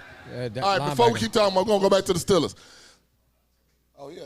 I don't think at all that the Steelers are setting up to trade Russell Wilson. This is my opinion. Zero chance. I believe that the Steelers are really trying to win now. Right now. Because the window is so small and you have the opportunity. They looking at what Baltimore has done to get and I feel like Tomlin feel like if Baltimore can get there and should have won and could have won with Lamar Jackson, why they can't do it with Russell Wilson, who is a better quarterback. This is my opinion. Is a better ready, Super Bowl ready quarterback than Lamar Jackson. And I'll tell you something else too, man. Come sit right here while Mike gone and talk about this, sir. Cause I got to tell you. Hold on, Pierre. Because I need Steelers fans to really talk about this because we got 2 different opinions. Hold on, I'm gonna let you talk. We got 2 different opinions from Steelers fans about this situation. Right. Because this is real talk right now. Like I said, I'm with y'all. I believe they trying to win right now. I don't see nowhere in hell that you get rid of Russell Wilson. For what? I think this is my opinion, and I agree with you 100%. Russell Wilson, and I say Justin Fields is better than Lamar Jackson. I don't think Lamar Jackson, I think Lamar Jackson is a great athlete, not a great quarterback. There's a big difference. No great athlete has won the Super Bowl. You can look back at history. You have to be able to stand in that pocket, throw the ball, and make smart decisions. You have to understand Fields had zero to throw to. Russell Wilson first of all, he brought his whole staff that he's comfortable with to Denver and did nothing his first year. We can blame the coach all we want, but he wanted to coach himself. No, well, I'm going to say. Ronald, but that is not going to happen in Pittsburgh. But I'm going to say this here. The problem that happened in Denver did not want to pay that boy no fucking money. They didn't want to pay him that money. We're not talking about when Peyton got there. From the time he got there, and even with Peyton, and I understand they wanted him, he did the right thing the second year. But when I look at Fields and I look at Fields admire Russell Wilson. That's his favorite quarterback ever. He's going to spend the first half of the year learning and just eating up everything he's doing. At some point, they're going to have to start the transition process. Russell Wilson is old. Russell Wilson is 5'8", 5'7", 5'8". Fields stands 6'2", 6'3", got a gun on him, can throw fairly accurate. If you look at him throw the ball, he's very accurate passer. Now you give him the right pieces. We can exclude Jefferson, and he can run the ball. Okay, Tony, let Tony go talk. Russell will be the quarterback, and we're trying to win right now. Yes, I agree with that. Now the question will come at the end of the season: how far we go. It depends on if Russell come back or not, because after this season, somebody got to pick up that $35 million. No, they got 2 years. No, just this year. 1.2 this year, 35. No, they have to pay. Denver have to pay Russell for 2 years. But we can go back and forth about that. But 5 games. The other thing we have to look at, our coach. We still have to have a coach that can win when we playing against mediocre teams. Tomlin lose to mediocre team every single year. Okay, hold that thought. B, what's on your mind, brother? First of all, you got to understand the franchise that you cheer for. Never in the history of the Steelers franchise have we ever traded a quarterback midseason. Never have we overpaid a player in the history of. So why are we going to start now? Well, at first, if you notice, I said Fields would take over by midseason. Roethlisberger threw 35 interceptions. Did we? Who was better behind him? But who was better behind him? Did we have any talent behind him besides Rudolph? What has Justin Fields won? Nothing. What has he done in the NFL? Nothing. To warrant you, listen at what you're saying. B, talk. Listen at what you're saying. Go ahead, brother. So you're going to take a veteran quarterback that then won a Super Bowl and replace him with a quarterback that ain't won nothing? No. What scenario are you looking at? The only way that happened, we go 0-6. That's not going to happen. Okay, then. So what scenario are you putting in your mind as a diehard Steeler fan who didn't watch your franchise? We ain't never done nothing like that. I hope y'all don't go 0-6. I'm a. And that won't be a trade. Listen. I hope to God y'all don't go 0-6 because I love Tony like a brother. I do not want to go to a funeral. We went to one this year. We don't need a big one. I don't want to go to no funeral in October. Man. They do too, Brian. Boy. Hey, Mike. But for real though, that's a good talk. I'm glad y'all got two different opinions on what's going on with this because y'all love the Steelers. The Steelers is y'all team. You can agree or disagree on any one of whatever it is that y'all talking about, and I'm gonna let you talk real quick. Soon as the Sheagles, the fucking Sheagles, Eagles, make they pick. Hopefully they pick a punter. Oh wow. Hopefully they pick a punter.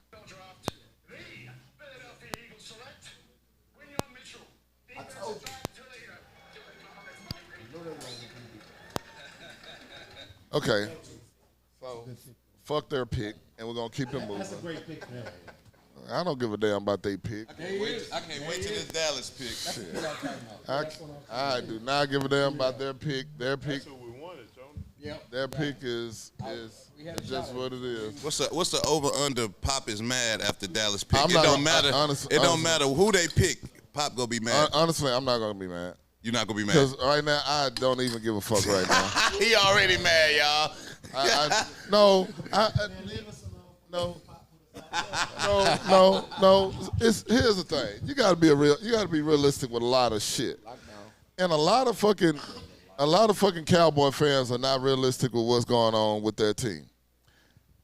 It just so happened I'm one of them, and I'm very realistic with what we do.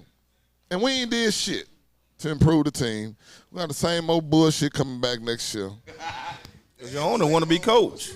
Same old bullshit. After everybody done improved, it's gonna be the same shit. Hey, kind of remind me of Sauce. You know who he remind me of? Sauce from the Jets. He's pretty goddamn fast, I will say that, though. And he gonna hit something. So, who got the picks? Jacksonville. So that's in the Texas division. And I know you. I know you hope they pick a trainer. Any nigga get drafted should not be mad in the first round. No, you get drafted first round.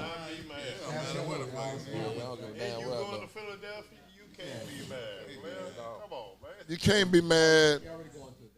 If you're the 32nd pick in the draft, you went the first day, the first night. So what are you mad about? There's nothing to be mad about. Hey, just go out and do your thing. You're playing on a Super Bowl team. You're 32nd pick. 4-3. Okay, 4-3, 40. He remind me of, he got a little, what's that boy? Not Sherman. Boy played for the Jets. Sauce. Devin? You talking about Revis? Revis. Yeah. Okay, so anybody got any thoughts on this pick? The Jaguars? The Jaguars' next pick. They're going to go receiver. Coach. Man, Jaguars need a trainer. I don't know what fuck they need, bro. I don't know what the Jaguars need. Like they got a bunch of athletes all over But here's the thing about the Jaguars. They draft really well, and they keep the guys for about a year or two. They play good, and next thing you know, they gone. Right. But there's a lot of small market teams, though. Shit, it's a lot of small market teams that they get players and they stay there. Green Bay do. Green Bay is what the smallest market in the NFL. It don't get no smaller than Green Bay. But people don't mind playing for them. It's something about Jacksonville that people don't want to go play, don't want to stay there. I mean, the weather ain't bad. I mean, it's a nice scenery.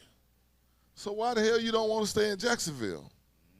Shit, I would. It's something going on in Jacksonville that these guys don't want to stay there. But if we're honest with ourselves, Jacksonville shouldn't have a team. The bottom line is that and I go to Jacksonville to play golf a lot. It's not a lot to do there once you get past that. Think about it. They had a Super Bowl there, and they had people staying on boats out in the ocean. It is not – I mean, Jacksonville to me is like Oklahoma City is in basketball. I mean, you can play there because you like the culture or whatever, but your life is like living in Lufkin, Texas up here north of Houston. It's not the same thing. And plus, think about it. You got Miami, Tampa, and Jacksonville. Oh, you're just you're the stepchild. So if Jacksonville was to leave, what other city would they go to? There's no other city that you can think of. No, they ain't gonna do that shit. They ain't gonna do that shit. Goddamn Jerry What'd he ain't letting say? that shit happen. Jerry ain't letting that happen. So where would you go if you Jacksonville? If you go to another market? Now, there are markets you can go to. You can go to San Antonio. That ain't gonna happen. That ain't gonna happen. You can go to Raleigh. That ain't gonna happen. But you need to go. Jacksonville is not even sexy as a television market. Guys, at some point you want to be on TV. Yeah. Here we go. Pick us in. Receive, I told you. Another LSU guy. I think get this boy, man. He cold. So LSU has gotten 3 guys in. So they probably leading, right? They leading. They should have more people in there right now. So what you LSU has 3 in now. LSU has 3 in. All 3 wide receivers. And a quarterback. There it is. Washington got 2. Washington may not have no more. Washington got more than 2. They got 3. They got 3. They got Offensive line. Okay. Hey, let me ask you a question. Pop. Yeah. What do you think? Anybody can answer this. What y'all think about this portal? This college portal. I think the portal baby is the kids. Exactly. Yeah, Right. Okay. All right. I think it baby these kids. If I can't make the team, I'll go to another team. Yeah. Yeah. I don't know. It obviously babies are kids, but I think it put more power in the kids' hands. You know what I'm saying? Where you got coaches leaving. You got coaches leaving. If they get another opportunity from one school to another school, they'll leave in a heartbeat. But you can't ask these players that they can't do the same thing. And that's understandable. Here's what I'm saying though. If that coach recruited you, you stay with that coach. Now if he leave, right, it gives you the opportunity to jump in the portal. Right. Don't just jump in the portal because the mad. guy next to me is better than me. No, it's time to work my ass off to compete for this job. That's what I think. Now, if your coach leaves that he recruited you, boom, jump in the portal, get away. I'm glad you talked about the portal. Let's talk about it in the aspect of how coaches use it to get players. Let's talk about Deion, how he using the portal. He not looking for freshmen no more. He going to the portal for his team. Yeah. So, do you think that's, gives the coaches a little advantage on building a team? Yes, it does. Yes, it does. But you know what? I was talking to Dish the other day about players portal. He said when he contact players in the portal, the first thing they bringing up is how much money you giving me. Oh. That's what he told me, and I was like, what? Yeah. That's what the portal for? I thought it was to go get a start somewhere and get a better. He said the players are how much coach can I get? Can I got at least 25,000, 50,000, 100? You can't get that at a black college. Come on, man. We talking about TSU, man. I'll give you $20 and a Sparkle Burger. But that's what I'm saying. French's gift card. So that's what I'm saying. The like black colleges that, can't get the good kids. Come on, That's the point I was making. That pop. So, them boys. Them boys up. Them boys up. So, Pop, who you think they gonna pick? Man, I don't know. The D lineman, the D lineman from Alabama is still there, which is not bad. You need some fucking pressure on the quarterback. You need some run stoppers and pressure.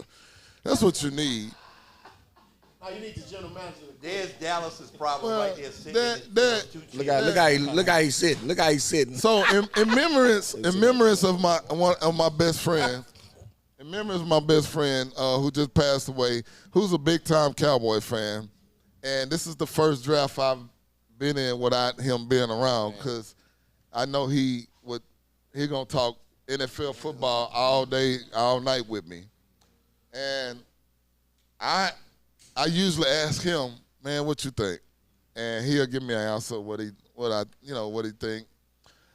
And this year I ain't had the opportunity to ask nobody. I ain't even talked to no other Cowboy fans about it. I kind of just been like, whatever. Whatever we do, that's what we do.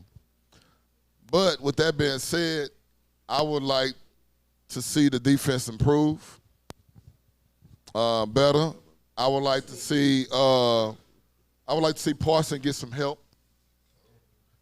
If you can get somebody to help take the pressure off of him defensively to let him do, that'll be D-line, Our linebacker. You know. Running back, man. Man, fuck them running backs. You need some defense. You can find a running back. They gonna get running back in the 4th round. Yeah, you can find a running back. Yeah, running back's not the issue. You need defensive pressure. You need to be able to stop the run. They couldn't stop the run last year. Well, they ain't stopped the pass at the end of the season, which was bad. And Quinn is gone now. So he's in Washington. They might go DB, man. I think they're gonna go. Who's DB. your quarterback? I mean, who's your defensive coach? So now the defensive coach is Zimmer. He's the defensive coach for Dallas. Is it, Mike Zimmer? Mike Zimmer? To be in Minnesota. Yeah. Yeah. So he's the defensive coordinator now. He just got hired this year? Yeah. Because Quinn went to Washington. Now You already know what you can expect. yeah. So I believe we're gonna go defense. Maybe linebacker or D-line. Either way, it'll help. As long as you get somebody to come in and take the pressure off of When do they have to pay Lamb? Parson. They got to get ready to pay him soon. Like right now? Yeah, they got to get ready to pay him soon. I'm sorry. So, man. so we hold on. We got a trade. Did we trade? No, I'm looking at a trade.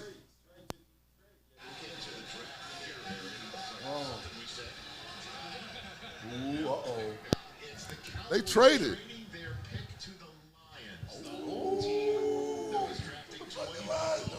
All right, Julius, hold on. There you go, Pop. Right there. Pop, start cussing. Oh, he already. Hey, He's already hot. Already. Wow. They traded the fucking. Yeah. Maybe the offensive line. I don't know. Well. Detroit is gonna be tough, man. I'm trying to see what would they get to like. I don't know. Detroit see something. Hey, I I got a don't know. question. Detroit see something. Ain't Detroit the one that deboned y'all in the playoffs? No. Who y'all lost to in the playoffs? Green Bay. Green Bay? That's probably why they traded. Safety. That's what I said. Safety. Yeah. They wanted to get the pick before Green Bay. Hey, what about that kid out of Iowa? The corner. The kid out of Iowa. Yeah, the corner out of Iowa. The corner. They might get that. Maybe an offensive pick.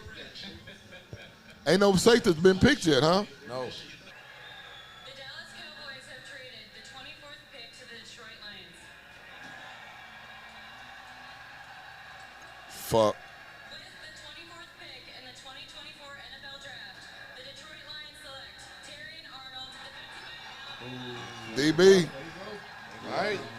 So we got a DB. Another Alabama guy off the board. And they gonna let him start. And he gonna start. Oh, because of that kid, the kid last year that they was talking bad about. Which one? The one that kept getting burnt. I forgot when we was at the game. They was like, man, he sucked. He sucked ass. I forgot the kid name. All right, so they got a cornerback. Any thoughts on Detroit's pick? I like it. Everybody like the pick? Yep. Shit. Jordan Love, Caleb Williams. Well, Shut them down. Detroit is beefing up on defense. And they are the team to beat in that division. Them Alabama corners tackle, that's right. Yeah. And AG tired because there wasn't no motherfuckers that was gonna tackle. Hey, one word. One word. SEC. Yeah, facts. So, speaking of SEC football, SEC football is expanding this year. You got University of Texas coming in. They going to the west or the east? They're gonna be in the Oklahoma. Who? Texas gonna be in the west? Yep. Oklahoma. Are they going to the east? Oh, well, I know you. They haven't done it yet, have they?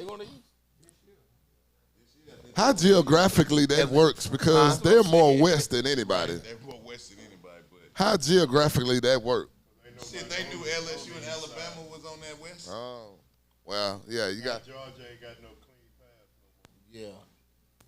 So, Oklahoma and Texas going to the east? I think Oklahoma going to the west. Oklahoma going to the west and Texas going to the east. They had to do something because it was lopsided. I cannot wait. They have nobody to play. I cannot wait for college football. Georgia just walks through the east. I cannot wait for college football because it's about to get real interesting with the movement of the conferences, and now the Big 12 look like the Big 12 look like the AAC now, which it ain't saying much, but that's SEC. That SEC gonna be so real. Every game. And what people don't realize is that the two richest programs in the SEC are in Texas. Yep. Texas and Alabama. A&M. And there's no one that can compete with them for money in the SEC. In fact, when A&M went into the SEC, they ran most of their conference championships on the site of A&M. Indoor track, baseball, because they got all the facilities, and now Texas, as big as them, is about to join. That's going to be crazy. And everybody talks about Alabama. Let's see what happens when the NIL, when Texas says, "What do you need?" Yes. So do we think Alabama gonna be, since Nick is gone? I think Alabama's done. I think Alabama's a wrap for Alabama. It's a wrap with Alabama. The question is going to be simple: was it Alabama or was it Nick Saban? Because the world has just changed drastically, and the only saving grace for Alabama, I think, and I know people get mad when I say this, they're going to what, 12 teams in the playoffs? So they may squeeze one in because they're going to probably have 5 teams from the 4 or 5 teams from the SEC in the playoffs. Well, the SEC going to be loaded when playoff time come. Absolutely. And then the Big Ten is the other one. The Big Ten. Well, you got to, so the rivalry is back, the UT and A&M game. That's going to be great. That's going to be huge. A&M and UT is going to be huge. A&M, UT, Oklahoma, UT. Oklahoma, UT going to always be. Hell, LSU and almost anybody. I mean, U of H is Big 12 now. Yeah, they're Big 12. They're Big 12 now. Actually, they're building more to U of H's stadium to hold to be. They should, because I know that Deion fizzled out last year, but every game they play in the Big 12 next year is going to be interesting because everyone's going to want to see what he can do, and they're going to sell out stadiums. It's people say, no, he didn't have a great year. He's Deion Sanders. Texas Southern sold out for the first time in its history. And you know that's fucking amazing. People will come just to see the coach. They come this. Deion is not on he's on the field, but he's not playing. So why would I spend all that money just to go see the coach walk up and down the sideline? Because star power still matters. What is sexy about the Big 12? Literally nothing. Nothing no more. Huh? Your 2 top dogs are gone. Yeah. The 2 top dogs are gone. And the 2 top dogs that are gone are going to be some of the biggest attendances other than Alabama, because everybody's going to see what they do in Georgia. Everybody, Vanderbilt, Kentucky, South Carolina, seriously? So nobody cares. Arkansas, nobody cares except Arkansas. So let's name Missouri. Let's name the top 5 teams in the SEC right now, attendance wise and where it matters at with the money. We already said UT, A&M, Alabama, LSU, Alabama, and Georgia. So big is and not Oklahoma, necessarily you can relative. throw Oklahoma in there too. Yeah, to close it out. Florida, Auburn, A&M. Florida and Auburn. No. They ain't filled their stadiums. And see, All right, let's see what big fella does. He is 6'5", 311. He's a big guy. So, Mike, you played against those big-ass guys like that. When they get your hands on you, I mean, what? No, you try to keep them from. You definitely try to keep them from shit, fucking grabbing you and motherfucking latching on. So you try to swipe and hand fight as much as you can. But it's that shit right there. It's them getting out, leaking out for screens and shit like that. Once you get an athletic tackle, that's the ones you got to be afraid of. So who was the hardest tackle you played with? Trent Williams. Trent Williams. Yeah, Trent Williams. Big Trent. Now, you got to tell them the story about Marshawn Lynch. when you played Marshawn Lynch that time. Shit. So I might have been a second year in the league and start to feel myself. So we playing Seattle, and I don't know why Rams versus Seattle always was a big game for me. So we're in Seattle playing in what they call it, what's fucking the Seattle Stadium, and you got the 12th man, all them. So we playing Marshawn, and he's starting to heat up. They give him the ball a couple times during his drive. He might have got the ball about 5 times. Then during one of these plays, we all like gang tackling him, and he said something in the middle of like the pile, like, you know, I'm hitting shit or, you know, something like that, because somebody came in and one of the safeties and hit him. And I don't know why it went through my head. I was like, you ain't hitting shit today. And I was talking to Marshawn. So the next play, they call a new package. I had to come out the game, and they end up scoring. And I see Marshawn, like, after he scored, he turned around real fast, like, to our team, and, like, he was looking. And I was like, damn, like, what the fuck wrong with him? So the defense comes off the field. I'm off the field. I'm like, damn, what happened? You know, shit, what front we was in? He was like, shit, Marshawn was out there looking for you. I say, what he looking for me for? He said, shit, somebody would talk. He said, let number 90 through. He said, if 90 on the field, let his ass through. I'm going to run his ass over or something like that. Like, and after he scored the touchdown, he was looking for me to, like, I don't know, slap me with the ball or something. I don't know. But I was on the sideline, so he didn't get to do that. But shit, that shit was a funny story. Him actually looking for me because I was talking shit. Marshawn Lynch. He was a dog, man. Marshawn Lynch is, I mean, did he even make the Hall of Fame yet? He will. What's huh? Yeah, shit, he been out for. He ain't been out 5 yet. His stats ain't gonna get his stats. And I know Marshawn is still. He still talks shit about Pete Carroll and that call, the dumbest fucking call you could call in the history of football. That was the dumbest call in football. Like, come on, man. Who in the hell? He eating the whole time down. He brought them down the field. Exactly. You got him inside the 5. He brought them, and you called that play. But you know, sometimes people can outsmart themselves, and he outsmarted him. Pete Carroll lost that. Think about it. The difference in what that decision made was a 2-time Super Bowl champion versus a 1-time Super Bowl champion. He literally had that game won, and the Patriots, right? Yeah, it was the Patriots. And the Patriots should not have won that game. Yeah, that's why Russell going through this right now, because of that call. Yep. That call messed up Russell legacy right now. Sometimes you outsmart yourself. But he came off the field and laughed at Pete Carroll in his face. Did you hear about that? I mean, I would have laughed in his face too. I mean, he came out the field and like that. Long. Who did that? Yeah, Marshawn Lynch did it to Pete Carroll. He talked about it several times. I mean, so he has a show, a reality show on HBO Max, and he did talk about that play, and it still bothers him to this day that shit. You know, I carried you down the field, and you didn't give me the fucking ball. Varsity Blues, yeah, that's a very good prime example of that shit. But What I'm saying is, you on what yard line they was on the 3? And you don't give this dude the ball, man.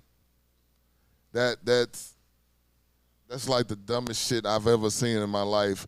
But you know, Pete Carroll fucked up the call when they played UT. At USC and UT, he fucked up a call. No? Hey, but you know what? Reds, I know you're a UT alum, and all I'm saying is this: I was going for UT all day long, but Pete Carroll did fuck that game off though. He did. Well, yeah. Hold up, man. You hold know- up. But you know, Well, hold on. Before you say something, Reggie Bush should have never pitched the fucking ball neither. Then. Well, that was the first half when Vince Young knee hit the ground. No, that was the first half. That was the first half of the game. You know, I got to tell you, wait a minute, I was at that game because I took clients to that game, to the Rose Bowl. Texas literally had 3/4 of that stadium. People don't realize how many Texans people showed up at that game.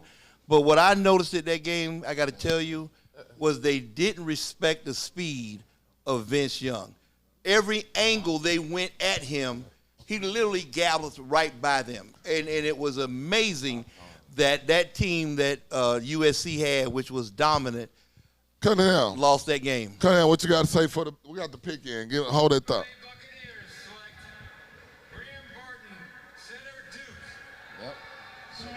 Terrence, there go your center right there. There go your center. There go your center right there. What you got to say, Cunningham? I'm just not understanding where he goes back to a knee down. That didn't cost them the game. USC wasn't built to do anything with Vince Young. You can ask Michigan about that. And where's Stan at? Where's Stan Stan at? just left. Stan just left. The worst thing that happened was they gave Vince Young the ball with too much time left on the clock.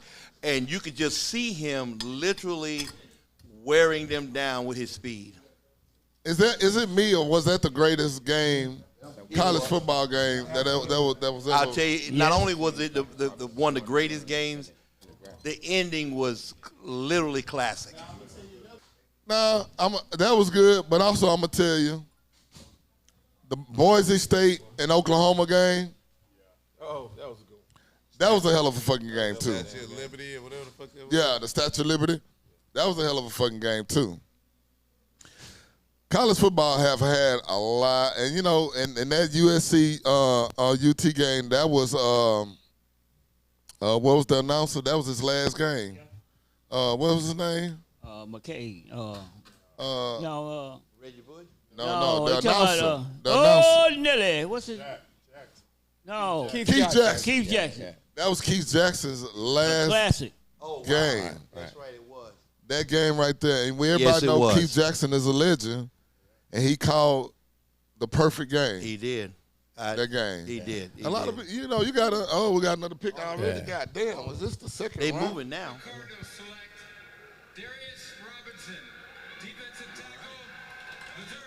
Okay, another edge rusher. Another SEC guy. Hey, Pop, what do you Yeah. think about that Notre Dame and Miami game when Jimmy Johnson was the coach at Miami? Notre Dame Miami game, another classic. Yep. That boy got on What was the name of Walrus. that game? That was The Cons versus the Catholic. Yeah, the Cons versus the Catholic. Convicts versus the Catholics. Yeah. The Sure Cons is. versus Catholic. Yeah, my boy Highsmith played. Now, speaking of Miami, was the Hurricanes? Yes. Which Hurricane? That was the best team. Yes. That They got like, what, 10 Hall of Famers on that squad? They got a lot of Hall of They Fame. got a lot of Hall of Famers on that squad. Yeah, with Sapp and No, That team. the one where Ed Reed them. Ed Reed and Andre Johnson was on that team. Andre was on that team. Was on it. Ray Lewis was on that team. Yeah, that's So can we agree? Man, you can't remember the most. Can we agree that Miami has some of the best teams in college football? Without question. without a doubt. Without question. with you, The Rock. The Rock. Nobody give that. The Rock. He was on that Miami team. Yeah, but you know he got hurt, and who took his place? What's up, Rich? Tim Tebow, Vince Young. There's no comparison. I'm gonna take Vince. There's no comparison. Vince. I'm gonna take. Yeah. He never wanted to go to class and study. I mean, the plays. They ain't got nothing to do with it. Vince. Hold on, Rich. We know that. We know Vince, your boy. Hold on, Rich. They ain't got nothing to do with it. Tell him, Floyd. Tell him,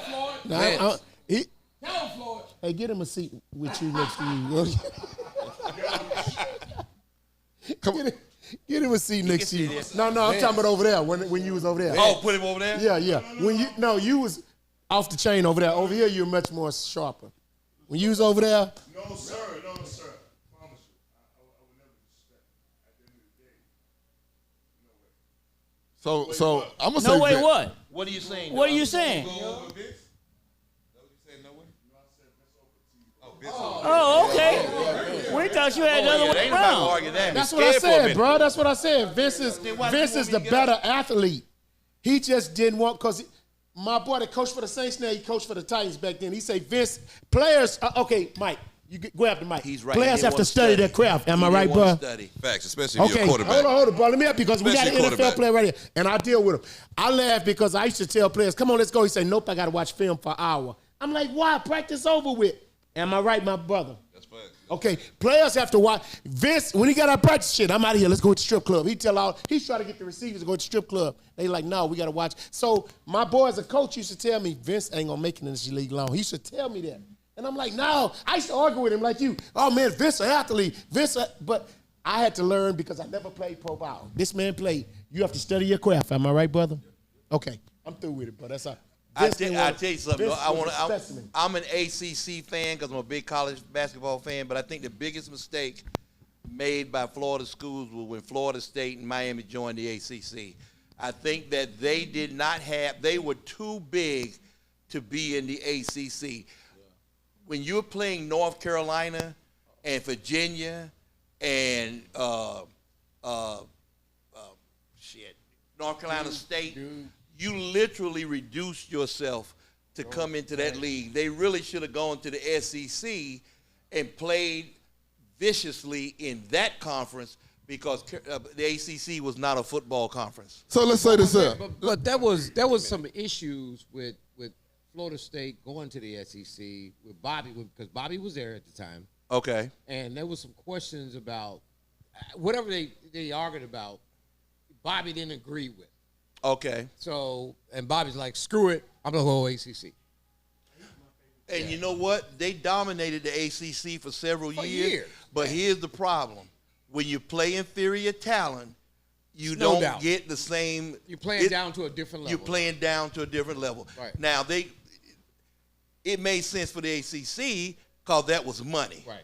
But it was not the place for them to be. Not at all. Like, it would be like North Carolina go to play in the SEC. I know Alabama beat us this year, but Duke and Carolina would dominate the SEC every year. Kentucky, you see what just happened. Basketball. Okay. Yeah, basketball. Okay. Football was not where those men that school should have been. They should have been playing Florida, Georgia, and those guys. That was a mistake. So you're saying football-wise, Florida State would have done better. Yes, they would have. And here's why.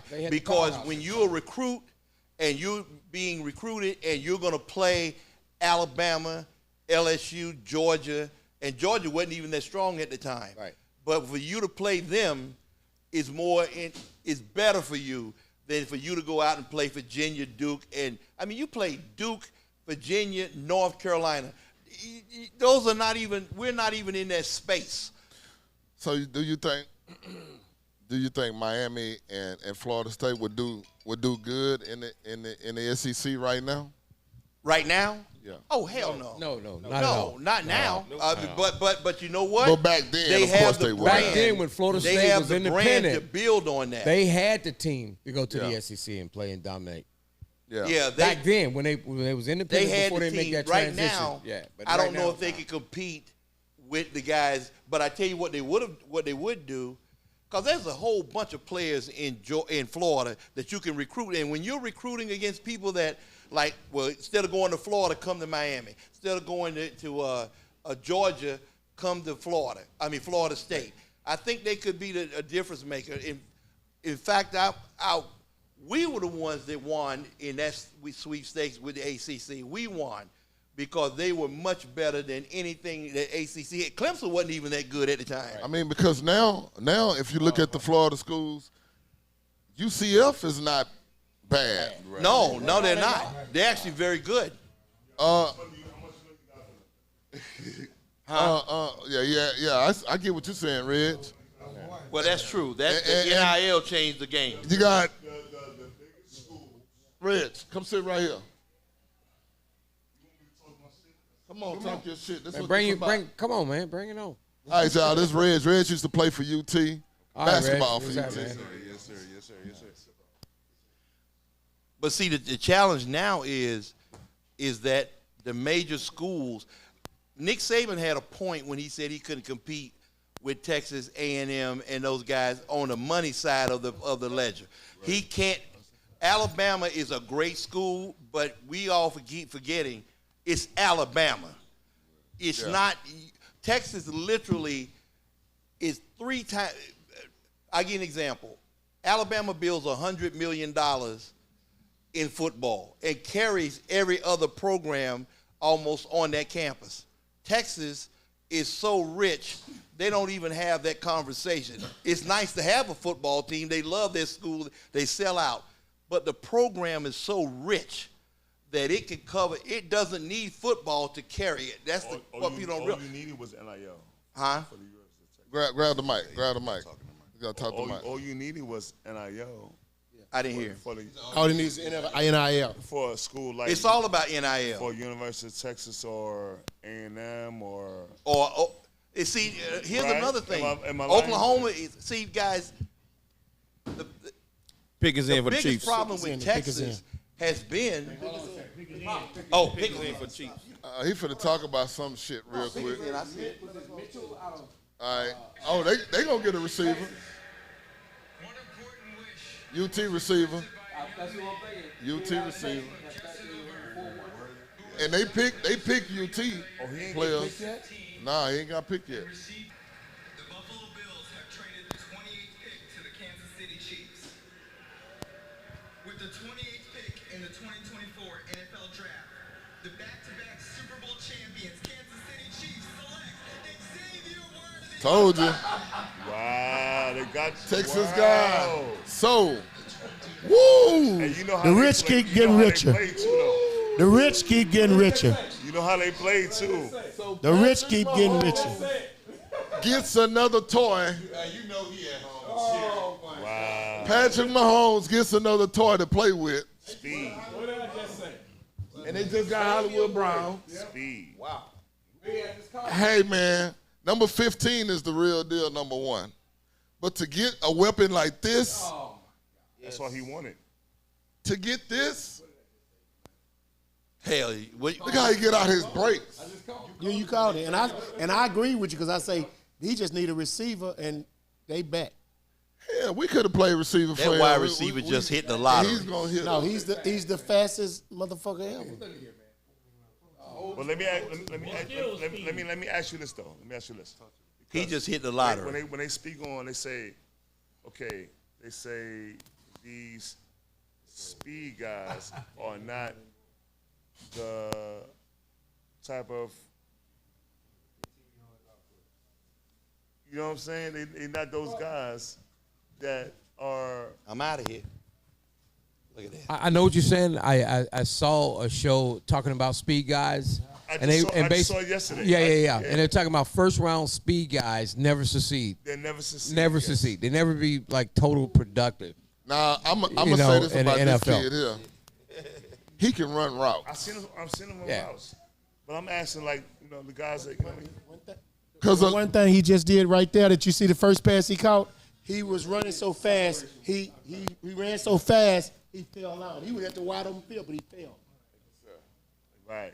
That's the speed So thing. what you can't keep your stride. But what I'm saying is most fast receivers only run one Goes, way. run goes. But this guy here can actually run routes.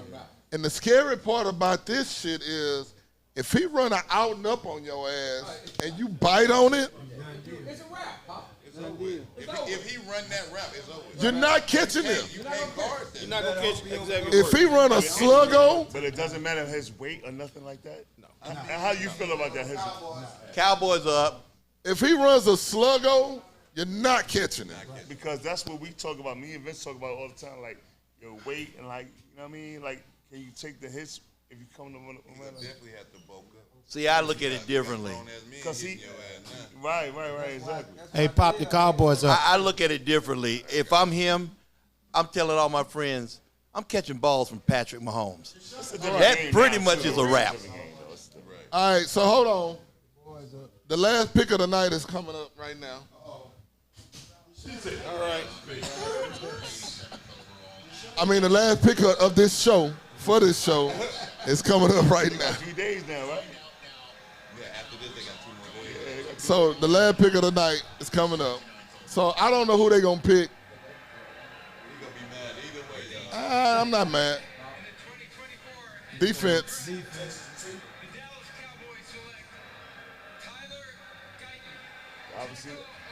Okay, so we do good on that. I'll take a tackle. They need O-line. So they didn't pick. This is their first pick. So we about to wrap the show up because that's the last pick for us. So they picked the offensive lineman. I'm not mad at that because Tyron Smith is gone. He left. He went. By the way, where did he go? He went to the Jets. The Jets. Okay. He went to the Jets. Oh, they took him. So Tyron Smith is gone. Wow. You gonna say that one too many times, okay? And they had to go get an offensive lineman. So we understand that. And great pick. I never said that we don't pick bad in the draft. We have had a couple of bad picks like Taco Charleston, which was a bullshit pick. And the pick from last year, haven't panned out yet, so we give them another year. But offensive line, I can't be mad at. We went offensive line. That's cool. Either you go O-line or D-line, I'm cool with that. It be the skill positions that you can fuck up on real bad. And that's why I'm glad they didn't do that. But good pick by Jerry. Picked the kid out of Oklahoma, 6'7". God damn. Yeah. He a big old fella. Are they gonna pay Dak more money? Hell no. Hell no. Hell no. That can walk. That gonna be coming hanging out with us here next year. That can walk. For all I care. Really, I really think that the Cowboys' next quarterback plays for the University of Texas right now. That's just what I think. Huh? Man? Yeah. They waiting for man? I would wait for him. You gotta lose that. You can't win no more 3 or 4 games. I know, but I would lose every motherfucking game to get his ass. I gave Dak all that money. It's over, man. Fuck that. Fuck that. But will Archie Manning start next year for Texas? No, he's not. No, you still got the other boy. Hey, That's man. what I thought. Okay. Hey man, he just. I know it's spring game. I saw it. I know it's spring game. But he threw for 350 in the spring game. Nah, he went crazy. He went crazy. Manning. Yeah. Nah, he went crazy. 355 and 3 touchdowns. So Why 355 in the spring game. Why haven't he left Texas? My daughter went to Texas. Don't trip. Yeah, I'm about to say, don't do No, that. no. My daughter went to Texas. In Why fact, hasn't- I'm upset with UT now for getting rid of Shaka. What's his name? Shaka That went to Smart. Marquette. Shaka Smart. I'm upset with y'all for getting rid of him. No, don't be upset about it. It was Well, the right you would thing know to do. more than me. It was the right thing to do. It was the right move. Yeah. So here's what we're gonna do. We're gonna wrap this thing up because we've been on a long time. It was a special show. Thanks, Julian, man. It was a special Julian, show. thanks, buddy. It was about the NFL draft, and we talked a lot about the NFL draft. You put up with us. That's cool. And we didn't take no breaks. We talked that whole time. We usually take a break, but this the draft. I don't give a damn. This the draft. We only gonna do this once a year. Right. Yeah. So that's why the show was special. So next week I'll be having ex-convicted felons on the show for real. Wow. I will have that. No, and really the show is to talk about how they got in trouble. Gotcha. What happened when they was in there? How did they adjust to that? And then once you get out, how do you adjust to regular life? Right. So we'll have some special guests on next week talking to them about, That's a good show, Pop. ex-convicted felons. That's right. And it's needed to happen because those guys want to tell their story. And they should. And this is an opportunity to be on the platform to talk about what they want to talk about. Yes, sir, Pop. But most of us was one decision away from being there ourselves, A lot of bro. us was one sir. decision away from fucking up. I went to jail, but I ain't never been to prison. Right.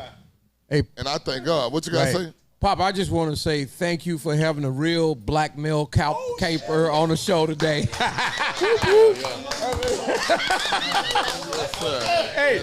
Mike, did I pick him today?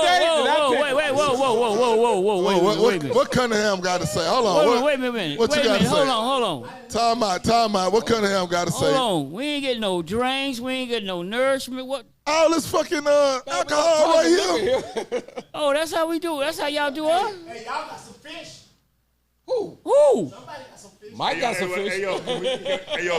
You didn't share your fish, Mike. Can I bring Skip and Mike James over here so we can do the basketball shit? Yeah, we can do the basketball. With all of us here, though? Yeah, we can do the basketball in 2 weeks. Yeah.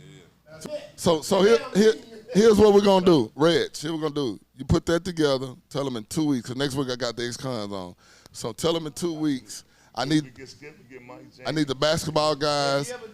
And also I'm going to have some female ex-basketball players, too. Okay. So we're going to all talk, because I like to hear the women talk about shit and all that. Yeah. So that's what we're going to do next week, then the week after that. And we're just going to try to keep this thing going. Amen. Hey, listen, this is what we need from everybody to do. We need everybody to continue to watch Big Stick Energy. Go on YouTube, subscribe to it. Also, go to Big Stick Energy HTX on Instagram and get it on Instagram. I'm sorry, what you say? I'm doing I was just telling you, Pop, don't forget about the Celebrity Weekend we're doing here with Mike Rozier.